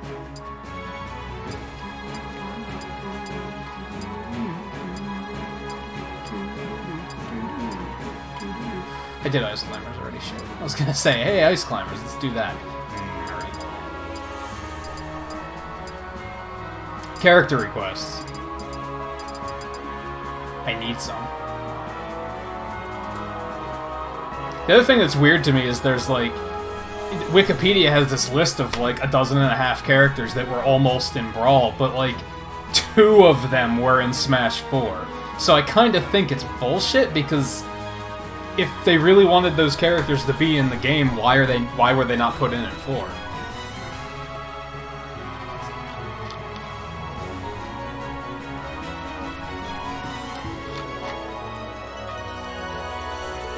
I do think that's a solid case for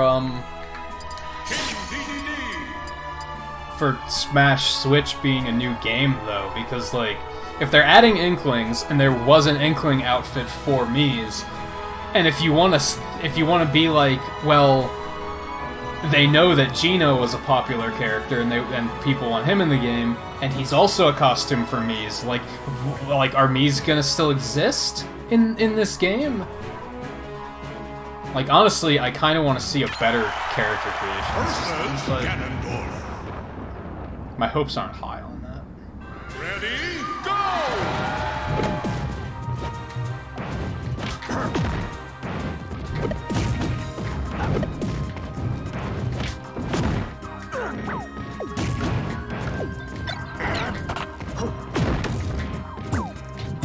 You know, I actually have a tiny bit of programming knowledge, and I kind of want to make something like a Super Nintendo version of Smash Bros. Or something.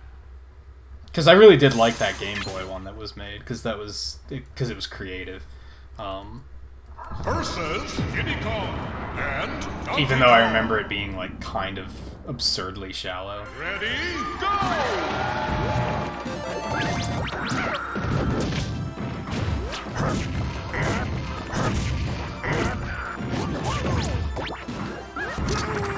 I think Super Nintendo would work.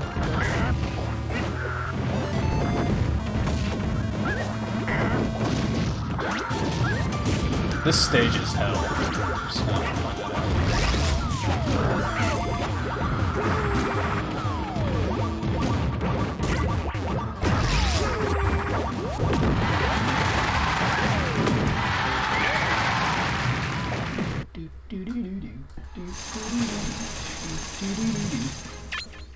This is still taking longer than I wanted it to. I'm getting kind of grumpy. I was hoping I could play for like 2 hours and get done what I wanted to get done, but I think that's kind of unlikely now. I'm probably still gonna be here until like midnight. Versus Team Mike. Ready, go!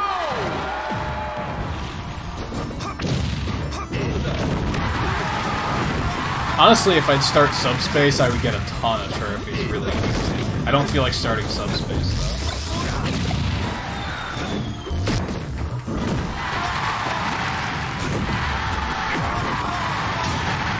Next Smash stream is definitely going to be starting Subspace. point that out for anyone who really wants to watch Subspace play. I don't know when the next Smash stream's gonna be, though. I'm thinking Saturday. I don't think I'm really gonna have time for it this week. Because Wednesday and Thursday are both off days. Break the targets. Ready, go! It's just a matter of... I don't know... I can't decide if... Tuesday and Saturday are like the question, the days in question. I don't know if Tuesday should be Smash, and Saturday should be starting Pokemon, or if Tuesday should be starting Pokemon, and Saturday should be Smash.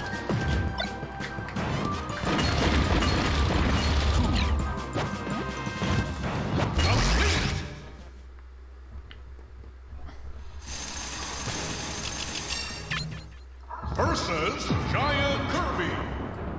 Yeah, I was saying Wednesday and Thursday are off days. Ready, go! Tomorrow, I'm planning on doing Splatoon tomorrow. Tuesday is up for debate.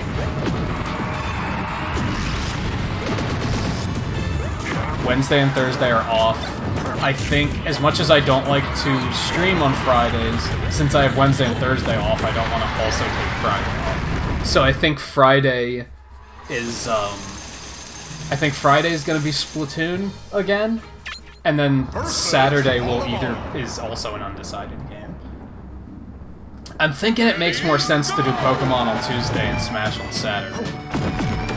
But, wow, that was really fast.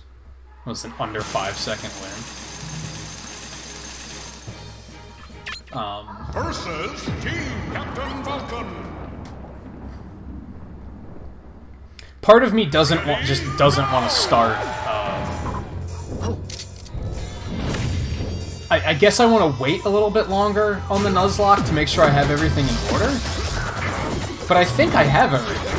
So part of me is like, fuck it, just do it. By the way, I do have the system in place where you guys can start submitting names to use. Like I set that up too.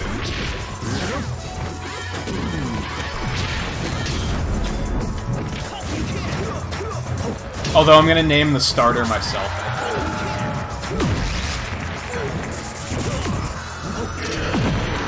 And my friend already said I asked my friend to pick the starter. That was before I knew about the fact that people usually pick their starter based on their trainer ID.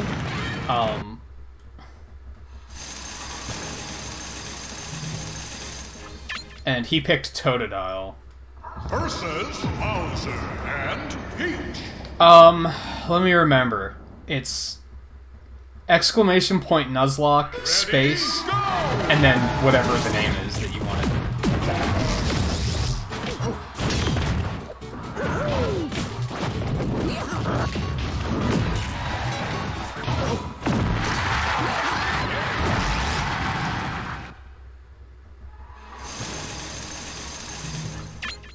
Versus Mr. Game & Watch. Ready, go!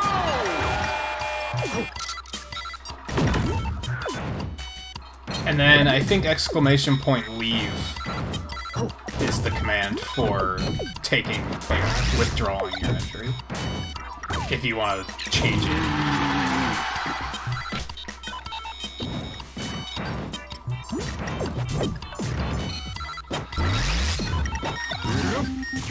Shit.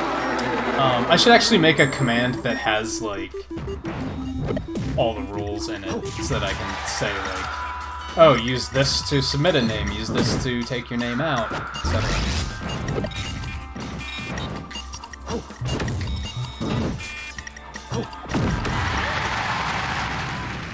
I think I'm gonna name the Totodile Rocco. It was just the first thing that came to mind, and I was like, that just feels right, so I'm just gonna do it. Ready, go! I also have to point out that if I catch a Caterpie, I'm naming it Indigo. Because in all 3 Nuzlockes I've done, I've caught a Caterpie, and I've named it Indigo every time. So this will be Indigo the 4th, if I get one.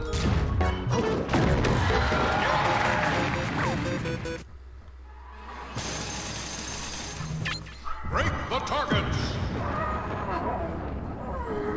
Ready, go!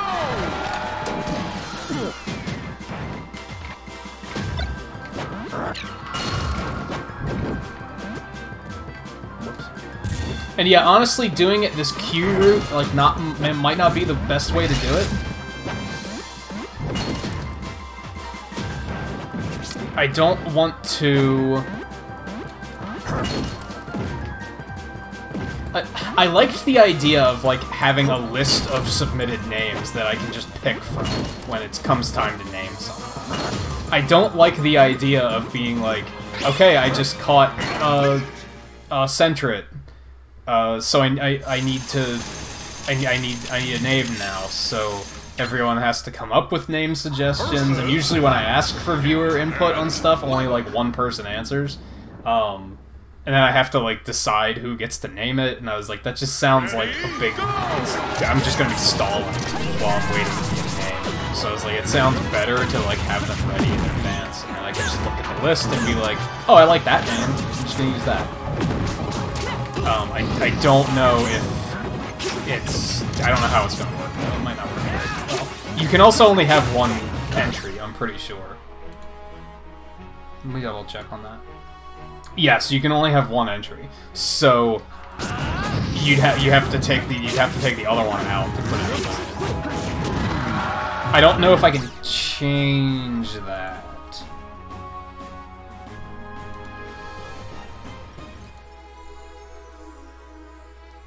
There might definitely be an easier way to do this, I'll be totally honest.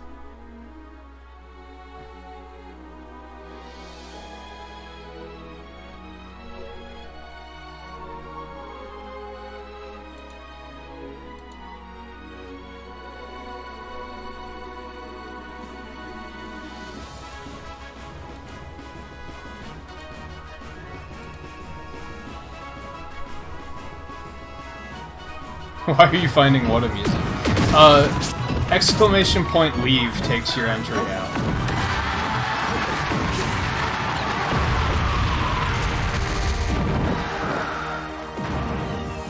Are you finding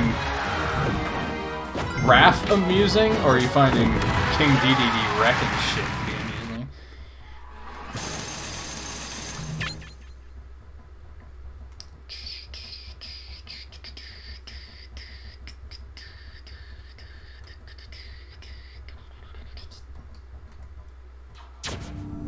I just hope it doesn't, like, I'm banking on a lot of shit right now. Like, I hope I don't start doing the Nuzlocke and, like, 1, nobody's watching, and 2, Raph is the only one submitting names.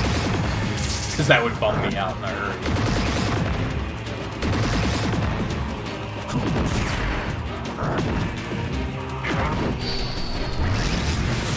Which, it's probably better to do it on Tuesday then, because viewer counts are just very low during the weekend for reasons I'm not entirely sure about. So I feel like trying to do it on Saturday is just dooming it to failure.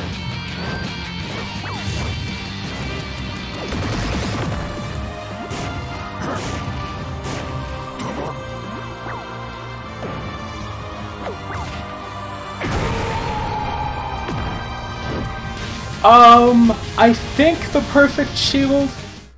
I think perfect shielding is in this. It can't reflect projectiles like it could in Melee, though. Thank God, because honestly, I fucking hated that in Melee.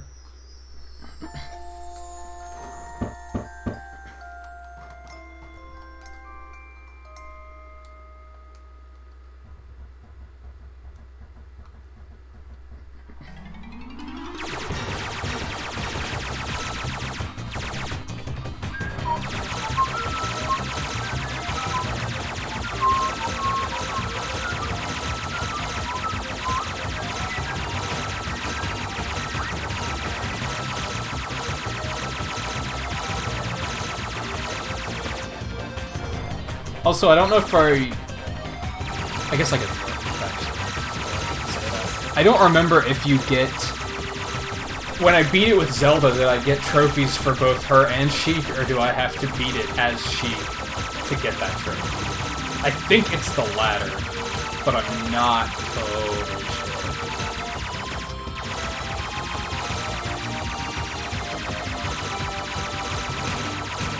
Well, I didn't see a Sheik trophy there, so... But I think Pokemon Trainer, you do get them all.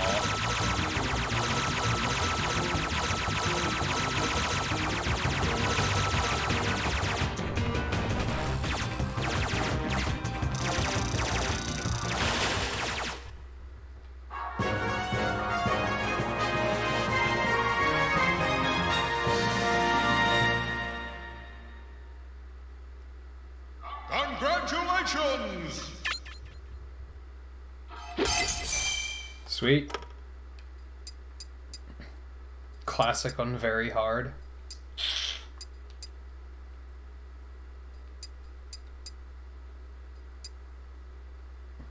So I wonder if there is a challenge for beating Target Smash every level with 10 characters. Because that's something I could knock out quick.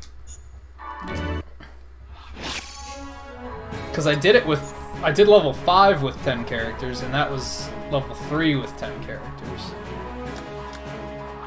But if there was one for all of them, I probably would have gotten level 2 by now. So if anything, it might be level 4. Break the targets!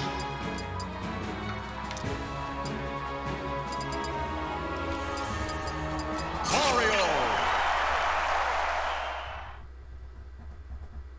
Ready, go! So yeah, I'm going to attempt to do this really quick, and then open for another character pick for another classic clear, deciding if I want to do it on hard.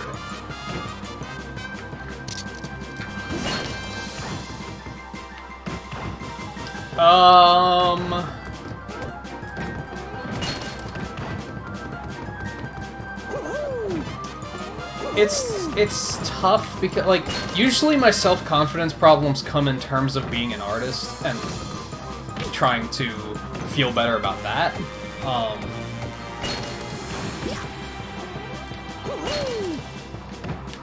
Otherwise, I kind of just learned to not care what people think, which is harder to do than it sounds.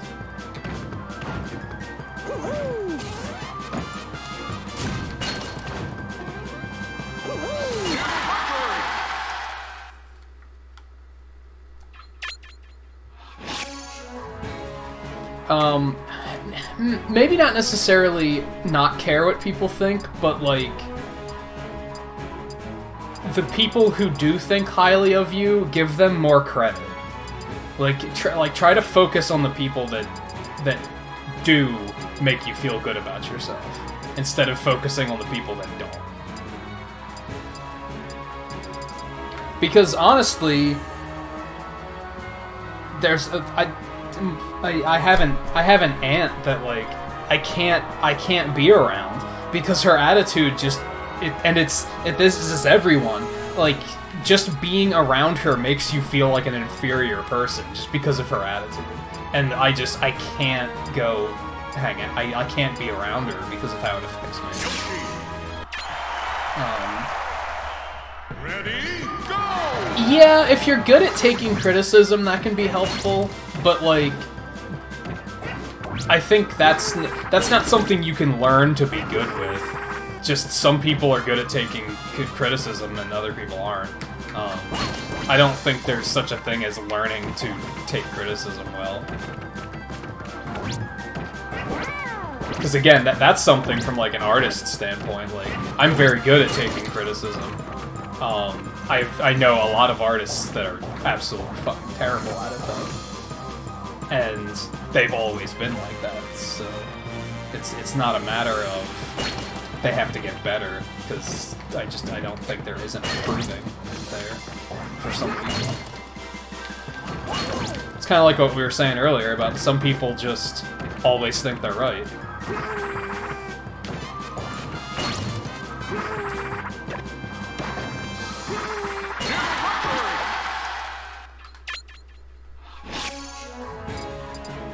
kind of funny though, like, I think I'm good at taking criticism unless it's stupid criticism.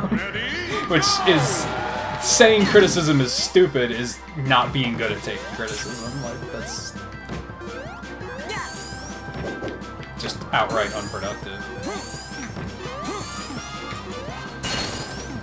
But I've had criticism in regards to drawing, in regards to streaming, in regards to life, where I'm just like, that's stupid, unproductive criticism. I mean, I guess it's like you said, there's constructive criticism and then there's non-constructive criticism. And typically non-constructive, I'm just like, that's stupid, that's not helpful.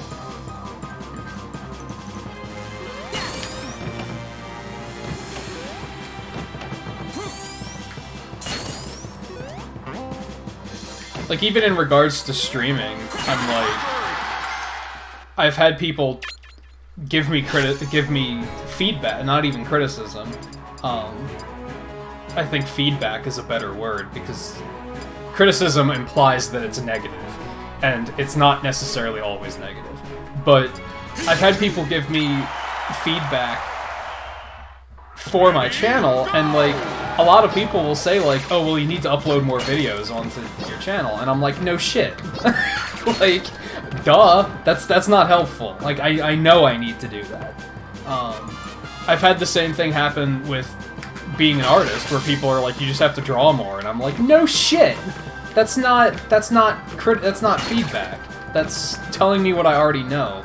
Not super helpful.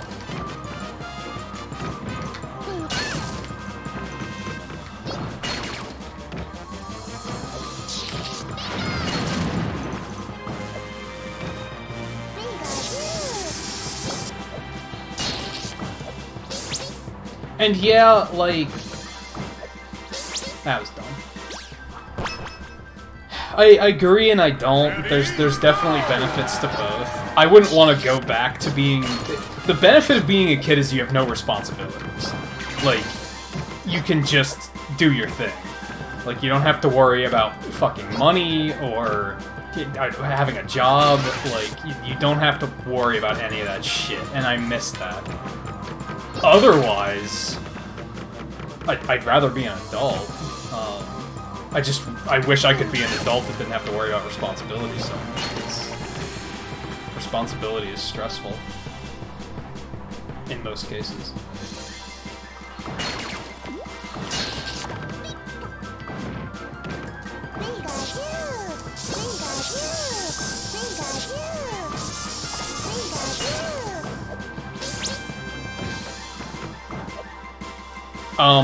What happened to my double jump?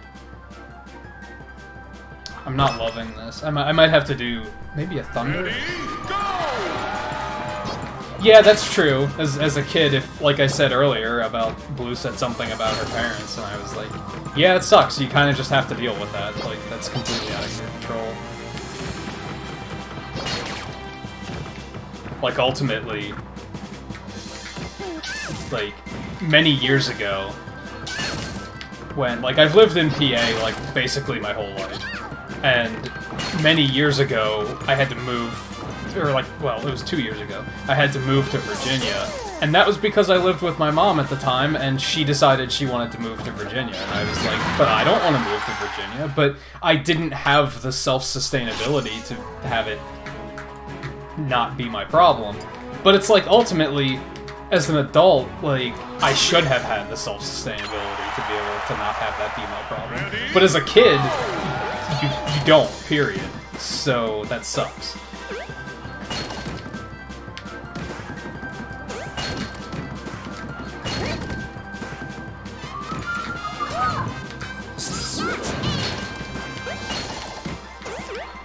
You're also short.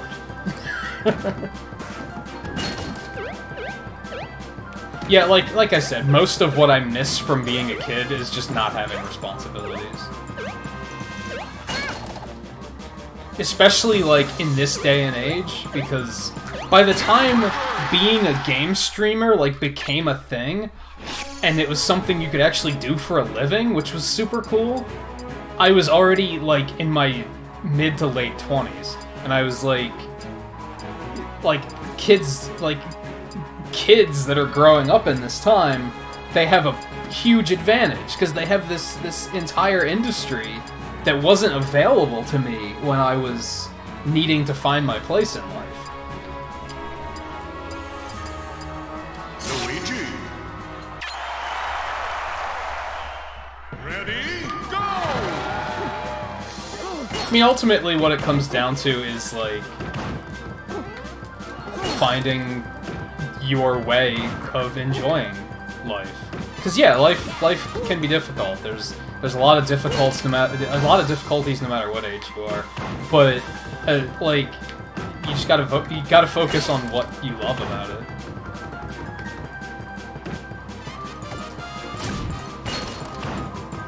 Which can be hard sometimes, but ultimately that's what makes life worth living.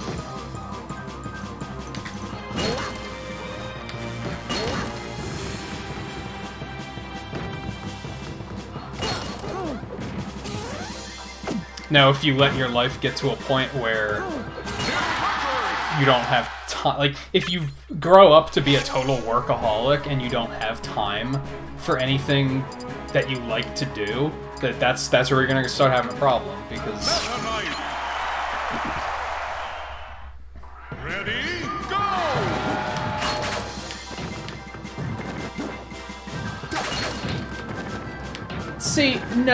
I would argue that life is about enjoying it enough so that you don't have to think about the suffering. Like, that's the key.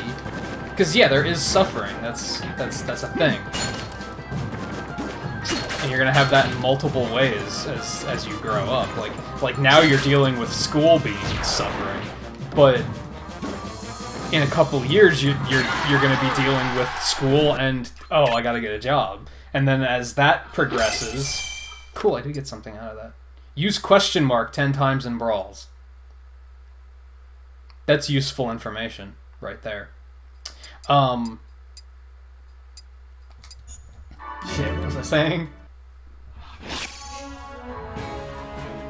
Oh yeah, and then as you progress on from then like finances become a struggle. But if you find things that make you happy enough that you forget about those struggles, that's how you do it. Now see, I wonder if I can do this. 2, 3, 4. No, this is the one I did with everybody.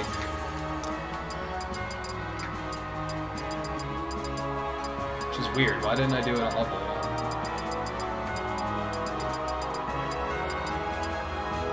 I'm not gonna take this bet.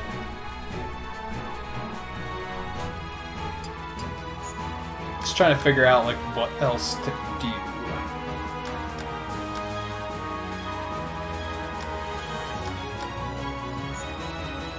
Well, how many coins have I gotten so far?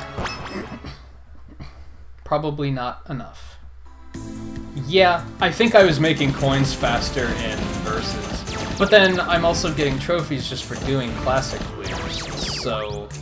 And that's the end game right now, is I need 250 trophies. Not end game, but you know. That's what I'm trying, that's my current goal.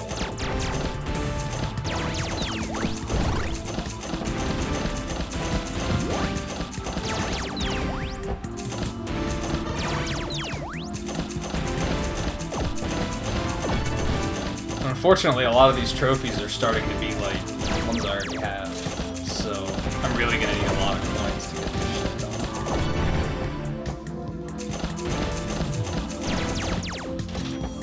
done. Yeah, but if you pace yourself, it helps a lot.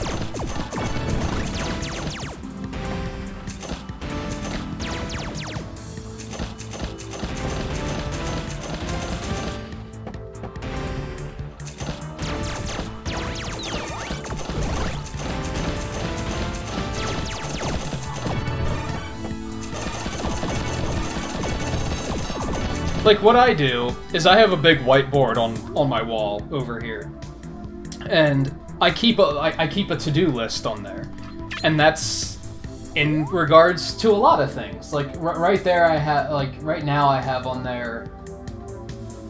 Oh, what do I have on there? Some of that stuff can be taken down actually, but like I have I need to get a desk chair mat. I need to get one of those plastic mats that goes underneath my desk chair so that I don't rip up the carpet. That's not even a responsibility thing. That's just something I have to get done. But like a couple weeks ago, I just moved back in December, so I still had a bunch of addresses that I needed to change. So I went through and did all that like a couple days ago, like a week or two ago. Like I have to make new alerts for my stream. I have to refund rings is on there, but that's done. I can take that off. I still have to put the mini games together. I have a list of like both. I have stream responsibilities there. I have artist responsibilities there, and I have life responsibilities. And that way, I can look at it every day and say, what of this stuff do I actually feel like doing? What can I just get done super quick in like 5 minutes, and then it's something I don't have to worry about later? Which is what happened with the address changes. I was like, just one day, I was like, let me just get that done, because then it's not staring me in the face anymore. And then once I'm done with that, I can do something else that I'll actually enjoy doing, that isn't busy work. Right now, I have to do some stuff with like setting up healthcare, and it's like, I keep putting it off and putting it off because responsibility and it sucks, but one of these days it's staring me in the face long enough, I'll do it, and then it'll be done, and then I'll move on, and the whole time I'll just be like, well, this sucks, but afterwards it won't suck, because then it'll be done. And then I can focus on stuff I actually want to do.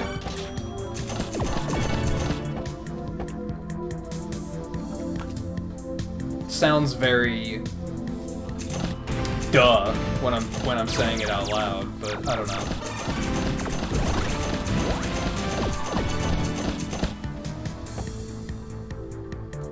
I think one of the biggest breakthroughs for me is like, in school, what do they teach you to do? They teach you to do your work first and then play later.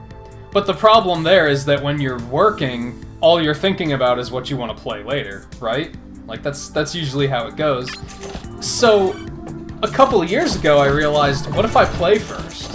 Because then I'll get in like 4 hours of playing whatever game it is I want to play, and then I'll walk away satisfied, and then I won't be thinking the whole time I'm trying to work, oh man, I can't wait until I get this done, and I can play my game again, because I'll have already filled that satisfaction for the day. Now that can be dangerous, of course, but a few times it's worked out pretty nicely for me.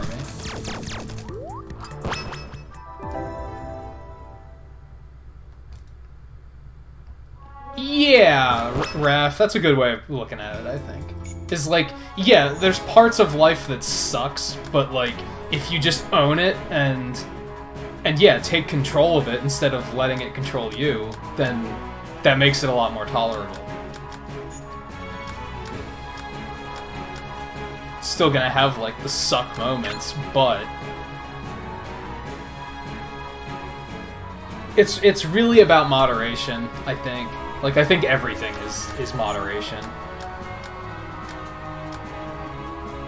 And doing any one thing for too extended period of time is just, it's gonna suck, no matter what it is.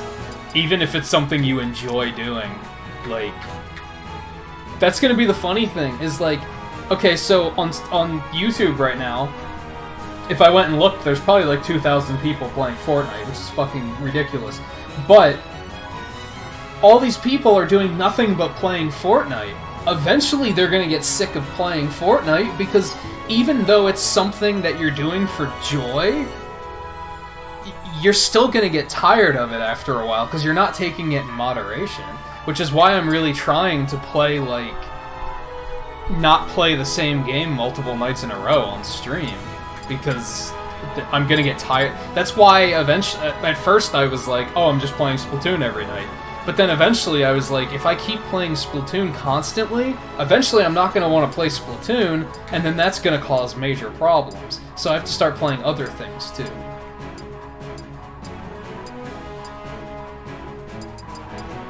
You know, I feel like doing something potentially stupid.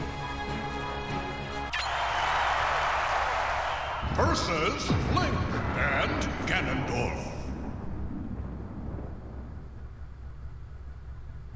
Well, it's both. My point is that they're making a job out of it, because that's all they're doing. Ready, go! And And when you do that, eventually it's gonna come to a point where you can't do it anymore. I'm hoping that that's like a new direction for my life that will hopefully work out nicely. Is in the past I was very... Either I was streaming or I was making art. I was doing one or the other at all times. Or no, that's not the right way of looking at it. Because I didn't stream back when I first made my channel. I did, but YouTube gaming was so new that it was kind of pointless. Nobody cared. So I was doing video recording. So I would I'd go back and forth. For a month, I'd be doing nothing but recording. For a month then, after I did all the recording, I would be doing nothing but drawing. And that would... Then both of them reached a point where I was like, I don't feel like doing this anymore. Now with streaming, I feel like I have a better pace because almost every night I'm doing both. My current problem is that now I'm not recording, and that's something I need to fix. Because I do need to get some actual content on my channel, I think. Because I think a lot of people will that if anyone does go to look at my channel to check it out, they're like, wow, you haven't uploaded anything in 2 years. And yeah, they're not wrong. I need to fix that. But sadly, nearly every night that I have available for doing streaming or recording, I'm like, I'd rather do streaming because it's less tedious.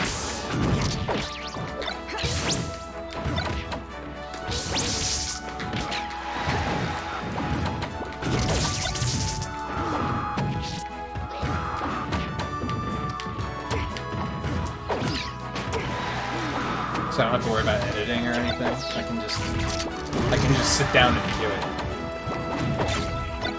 It's also a hell of a lot easier to keep myself talking when I have people to talk to.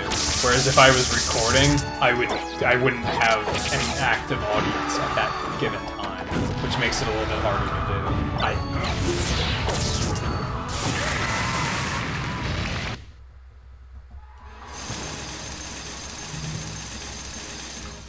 Can you have a shout out with him? Ready, go! I hate this stage so much. Why?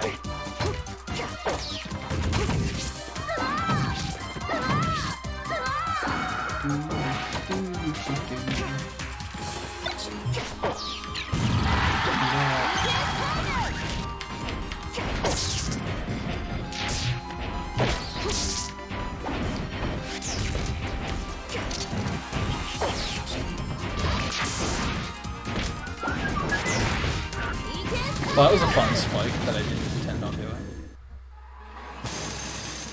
Yeah, Omega stages were a really good idea. Ready, go! It's the sad thing is that now I never play the actual stages in 3DS and in 4. I barely gave them any chance. I moved on to Omega stages so quickly. Because, I like stages that have things going on in them, but scrolling stages are bullshit. I don't enjoy those at all.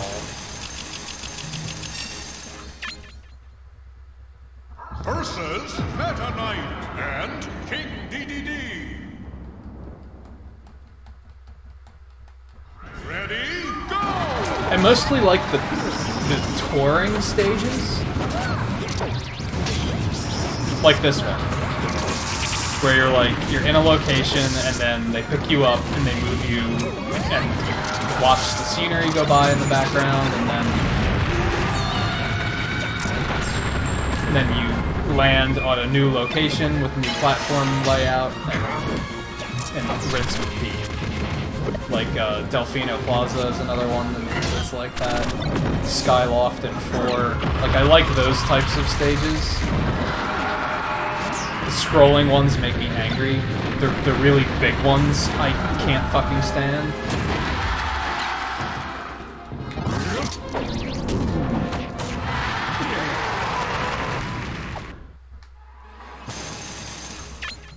Versus I also liked the idea of having, like, boss stages that they had in 4, where, like, there was some sort of boss coming down that everyone would fight. I thought that was a pretty cool idea, too. And I think that might be worth exploring further.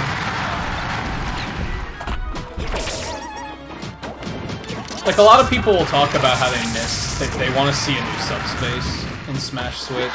I don't, because I'd rather see some sort of, like, co-op mode with more replayability. The thing I don't like about something like Subspace is you kind of just... you can finish, you know? Like, eventually, there's no reason to continue playing it, because you're done. Unless you want to play it, but... I think something more like Splatoon's Salmon Run would be more fun, because that would just... that'd last as long as you feel like playing it. Versus Metal Falco. Yeah, Mushroomy Kingdom isn't that fast either, but the ones that scroll vertically are definitely, like, garbage. Like, I really hate those.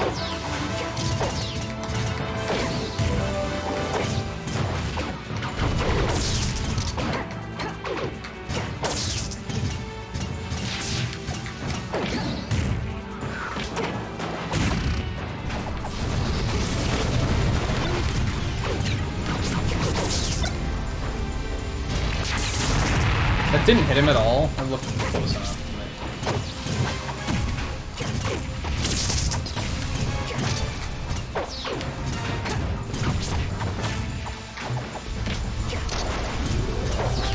Mushroomy Kingdom was also kind of linear, in that it was, like, kind of flat.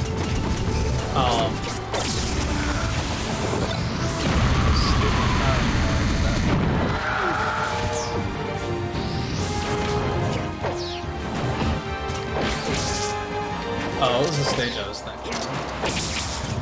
Like, Rainbow Cruise in Melee, I'm not a fan, because it's like... it's scrolling, but the platforms are all the fuck all over the place.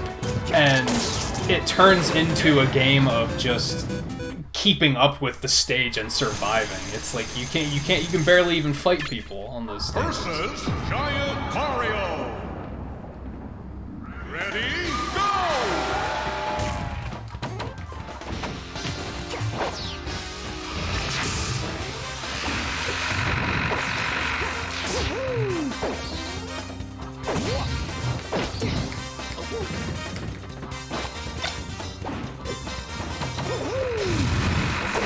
I'm getting mighty hungry. I basically woke up and jumped straight into streaming. I did not eat again today, so I might have to either take an intermission and get some pizza, or snack on something while I'm playing. Oh, good. Yeah, this is fun.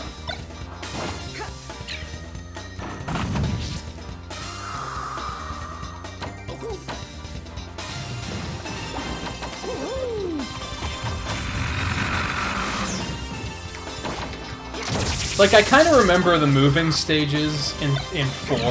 Just they went too far. They were very much like, God, what is all this shit? Like, platforms disappear from out from under you, and like, it's just they weren't fun.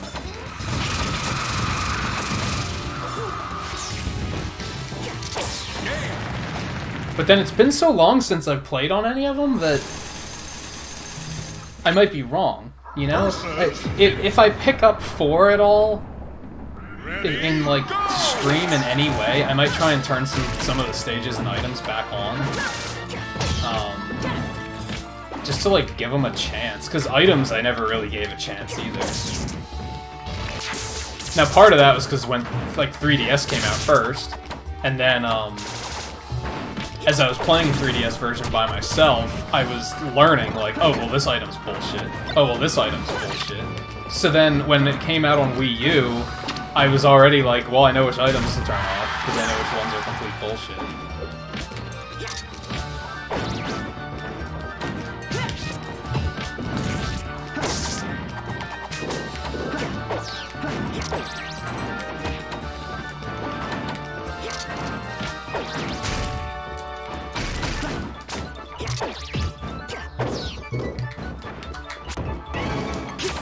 Oh, tripping.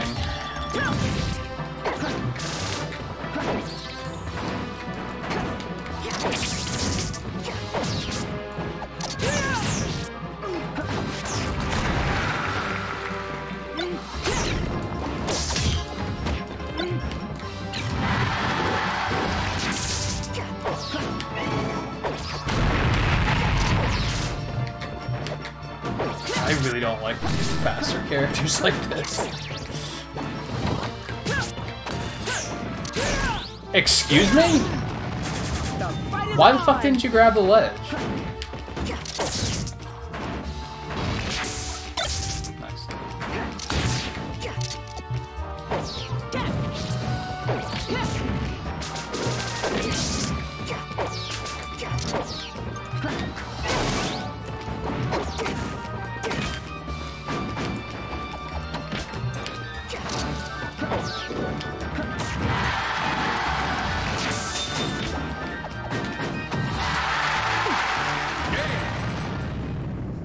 Something I really don't like about watching people play 4 is I know that one-on-ones definitely came...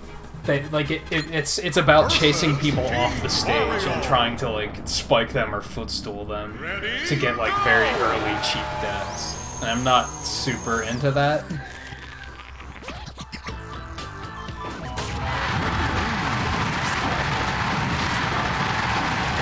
But it's part of, like, my non-competitive nature. I was in somebody else's stream and I made a joke about how tournament play is more about competition than actually having fun. And it's like, but, like, I was kind of half trolling, but, like, I also completely mean it. Like, the way super serious competitive players play, it isn't about having fun. It's not about them having fun, it's not about their opponent having fun, it's about winning.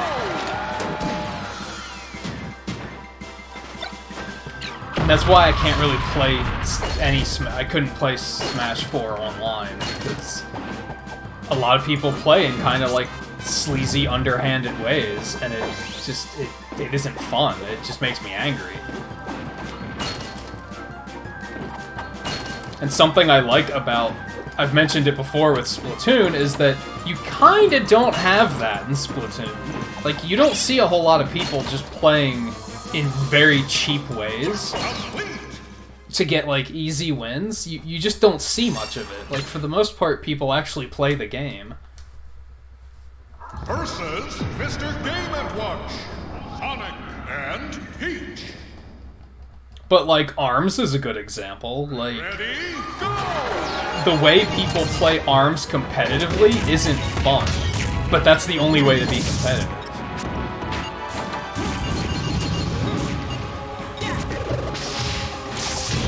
Smash Melee is a very good example of that. Like, wave dashing isn't fun. It's just you have to do it to be competitive. Though. You can't just be like, I don't like wave dashing, so I'm just not gonna use it, because then you're just gonna fucking lose. Like, there's no point in even trying if you're not gonna do it. And that's shitty. That's bad design. That's why the developers are like, fuck wave dashing. Like they don't like that.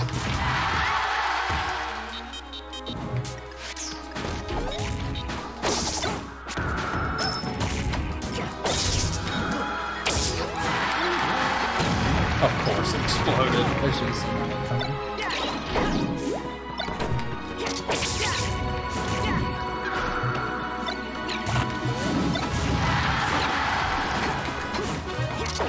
Yeah, but I kind of wish there was, like, an in-between mode, because, like, having all the items in all the stages, I don't think that's terribly fun either. It shouldn't be called for fun, it should be called, like, for complete chaos. Because that's what it is. Like, it's practically unplayable at times.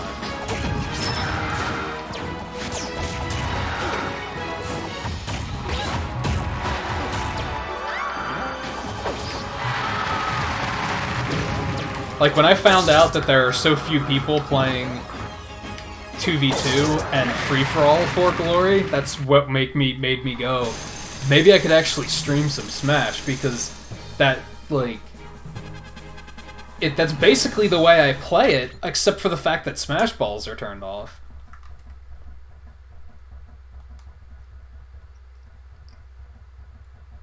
Yeah, the items in 4 are just really out of hand. There are so many items in 4 that are just completely broken. And I typically do enjoy having items in multiple stages on, but like, there were so many stages in 4 that weren't fun, and there are so many items that are completely broken that I was like, why would I do this to myself? This isn't fun.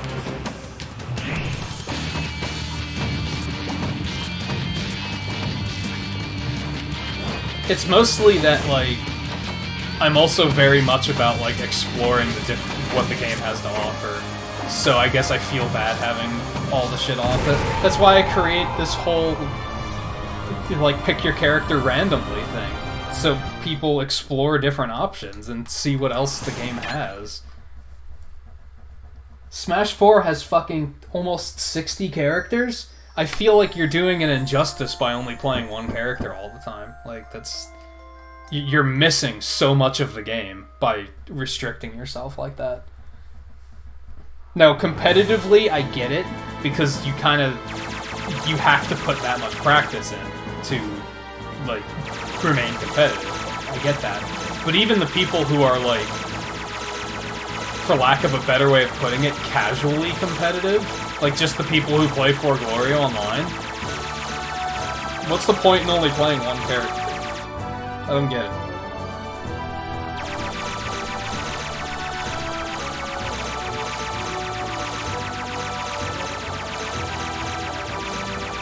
Like you're missing so much of the game, and it's just kind of not fun because it's like I was saying earlier. If you play the same game every day for 6 hours, eventually you're going to reach a point where you're like, I don't feel like playing this game because it's boring. It's like that's a risk with the concept of mains too. It's like, wouldn't you? That's why I couldn't be competitive, or why I couldn't be a speedrunner. Is the repetition that gets to me after a while.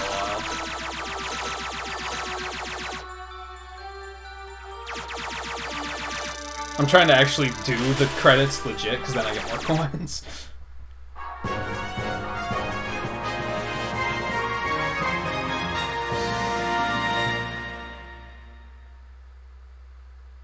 Congratulations! Oh, this is just getting a little bit too grindy, unfortunately. I have to go look at challenges and see, is there anything I can do to get trophies? Like, that's nothing I can do. Target smash level 4 in under 32 seconds. I'm kind of shocked I didn't do that while I was beating with a bunch of characters. All of this, like, all characters stuff isn't stuff I can do. I could clear Classic on very hard and intense, I guess. Just get more KOs, so I should be playing more versus, I think. I need hours played, too.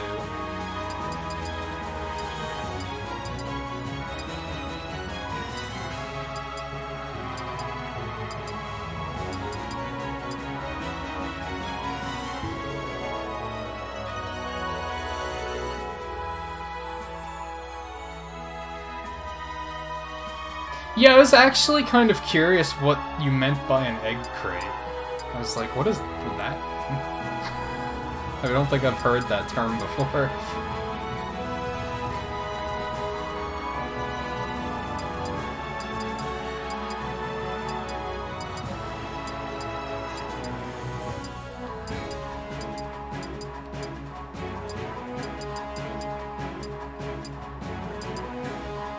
I could try and do that.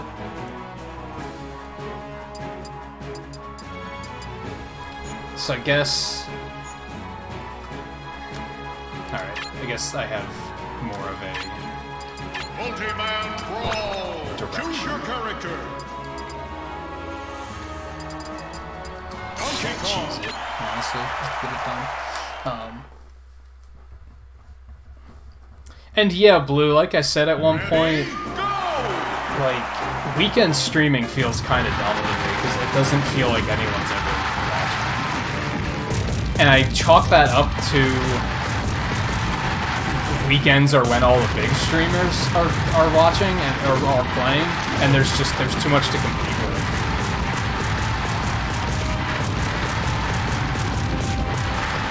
Because, like, I consistently have low numbers on weekends, which doesn't make sense. You'd think numbers would be higher on weekends, but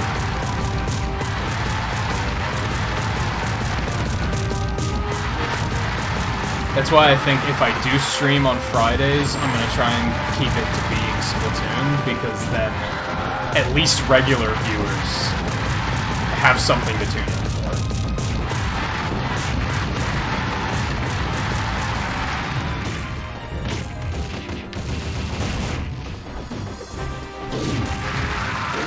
Because I don't think Fridays is going to be a time to get viewers. That's going to be a time to play with regulars.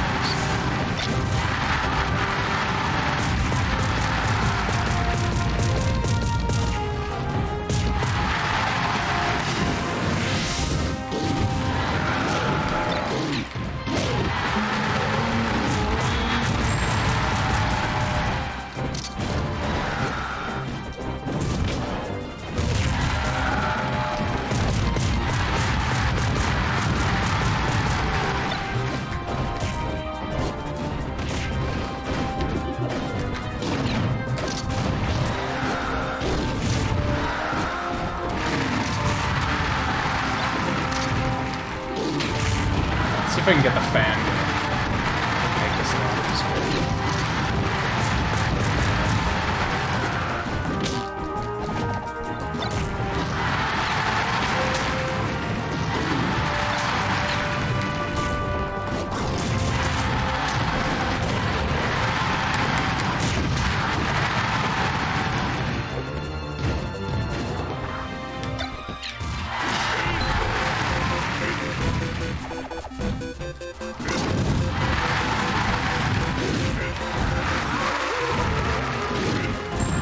Yeah, I kind of can't believe that it's almost midnight already, because I really was not planning on streaming long tonight.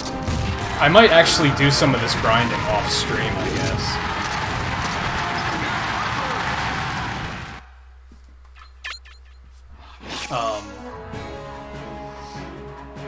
Because yeah, I'm hungry, so I'm not gonna make it much further here.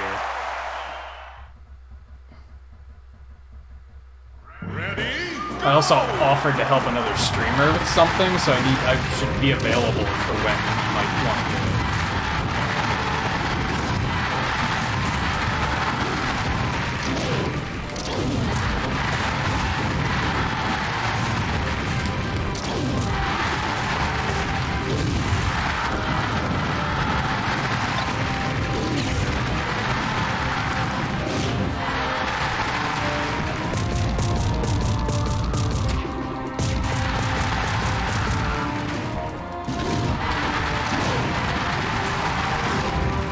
But like I said, tomorrow's going to be a Splatoon day, I think, so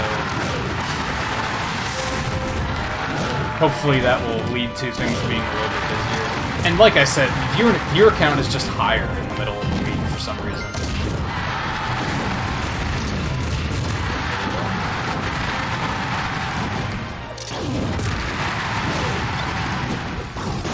This has been a really slow night, like, for sure. I have had some nights where I'm doing Smash and I still get a solid amount of viewers, but tonight has not been one of those nights.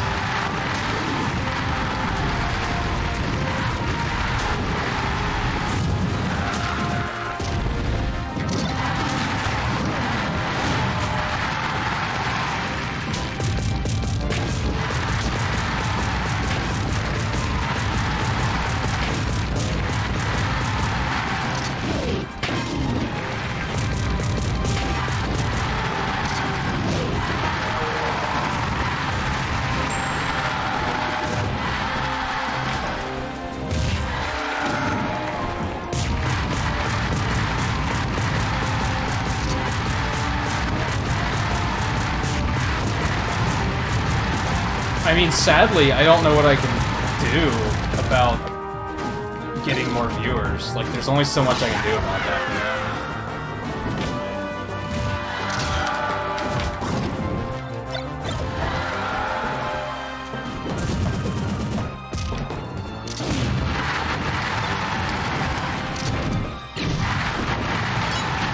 I think there's a bit of a problem with the fact that, like... Ah, shit. Stupid. I think part of my problem is that... when I started streaming, most of what I was playing was Splatoon. Therefore, a lot of people who were showing up were here to play Splatoon, and therefore they're not super interested in me playing anything else.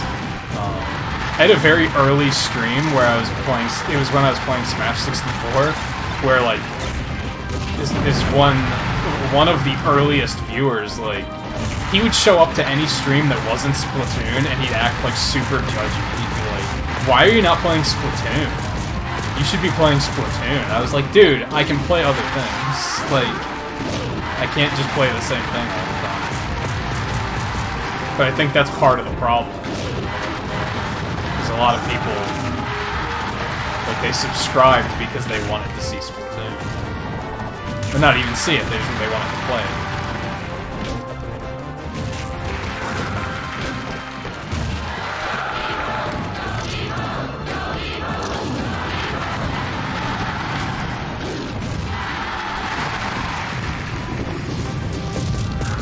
But like I said, sadly, I don't really know what I can do to, like, generate viewers, aside from...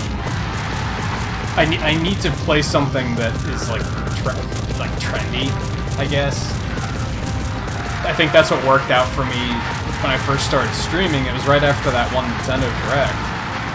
And since they just announced the Octo expansion, like, Splatoon was just, like, super trendy. There was a lot of Splatoon hype, and that's what helped bring in viewers. Now that's kind of dwindled, and it's not working as well.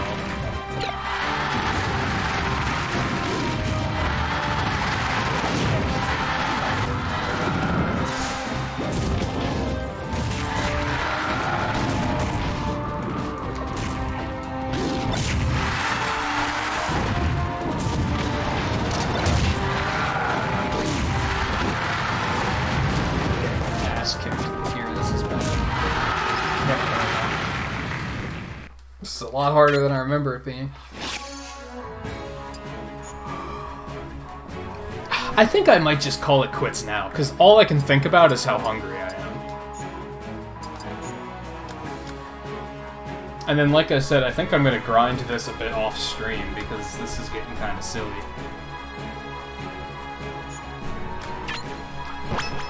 Free for all! I wonder if I could toss computers in to fight each other while I'm eating, and if I'd get coins for that. I'm kind of thinking not, but it's tempting to try.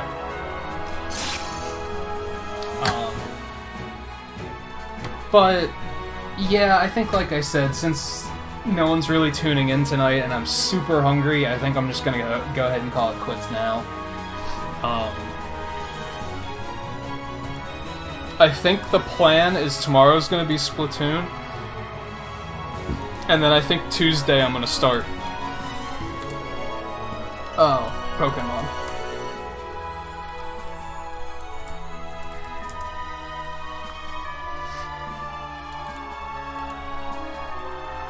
And then Wednesday and Thursday are probably off, and then Friday will be Splatoon as well.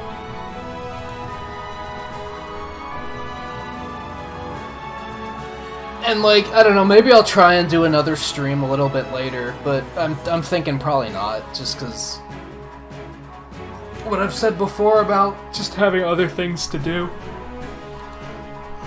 Oh, my back's killing me. Wow.